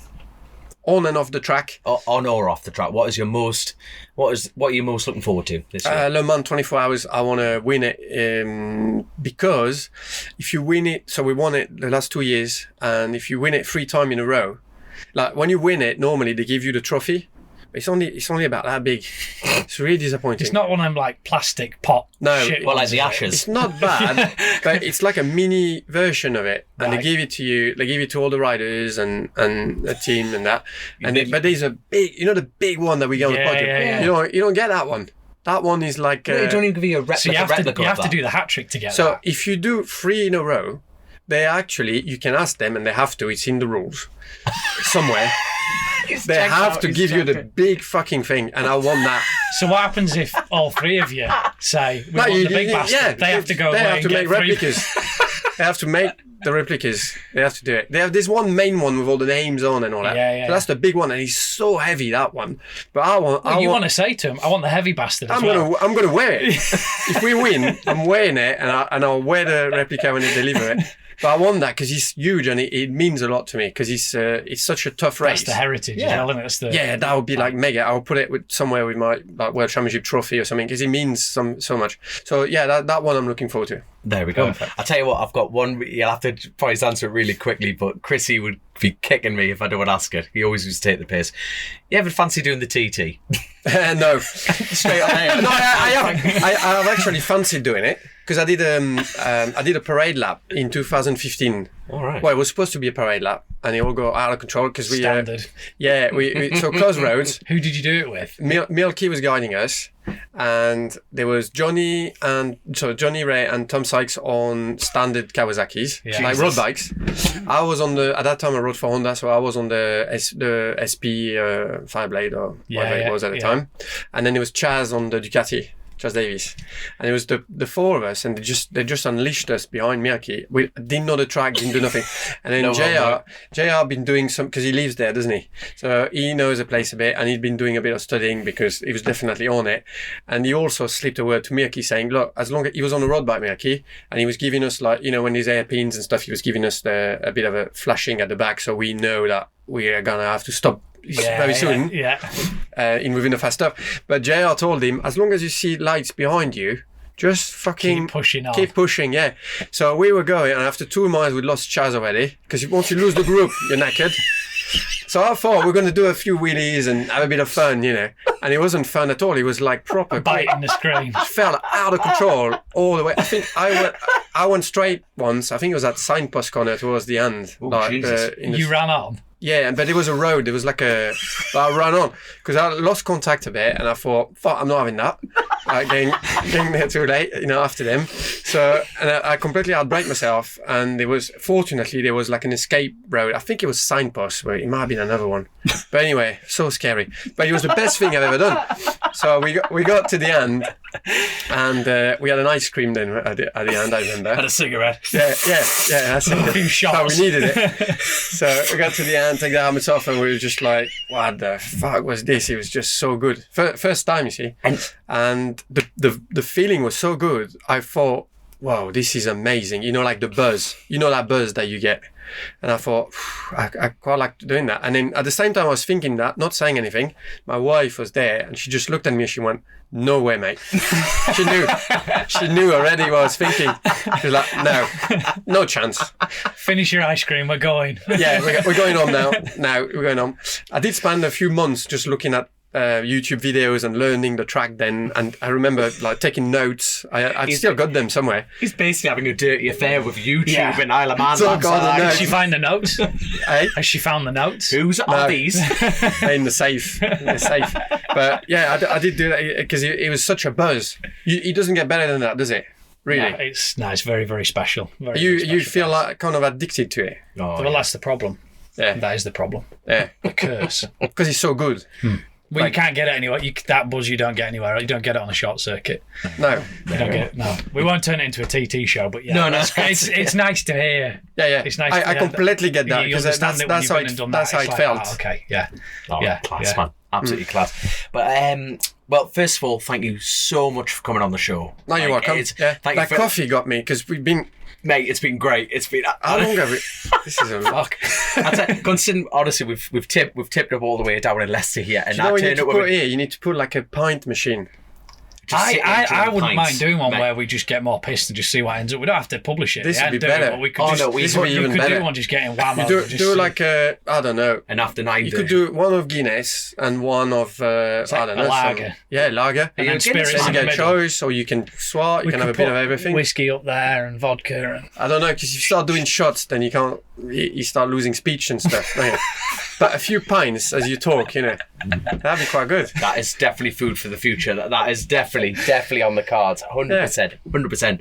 But no, yet again, honestly, thank you for letting us tip up, because I turned up with that van, and you must have come around the corner after you're dropping your kids off at school and gone, who the f are these two? I actually think that's a great idea. This is brilliant. Well, this is all like Chrissy Rouse's idea. So him and his good idea. And we're continuing his name. But honestly, you'd be over the moon that you've been on the show, and you've been absolutely class crack. Thank you so much. Pleasure was for me. And obviously, just to tidy a few things up, obviously, thank you to all our patrons, and I do apologise for not being able to access your questions. There would have been a million, but we always tend to answer the questions naturally through the conversation anyway. But my apologies to you lot anyway. Global Moto, without a doubt, you know, we wouldn't be here without them. And also one note from the Bennett's team, they're having a go-karting competition, and I'm glad you're not going, but there is a huge, because obviously you can race a car, and what you did to that poor Suzuki Swift around Brands, I am over the bloody moon, you're not doing it. But they have got a Grand Prix set up, and they've got like Tom Neve, Lee Jackson, they've got Storm Stacey, Lee Johnson, they've got McGuinness, they've got loads of people, but that only comes from being like Bennett's customer. So if you insure through them, you get access to the competitions, and then what could go wrong in this? with all those riders. Nothing. Yeah, nothing at all. Even no, bear in mind there's customers going along as well, so there's going to be a whiplash claim. And Carnage. for an insurance company, that's a hell of a move from Bennett. Say that is Brave. a hell of a move. Brave. Very brave and very ambitious. I love it. But yet again, Joe, thank you so much, and Sylvain, been absolutely cracking, and thank you so much yet again, mate. Chasin the Racin. Powered by the Global Moto Group, we supply new Aprilia, Moto Guzzi, Vespa, Royal Enfield, Kawasaki, Sim, Mutt and Benelli motorcycles.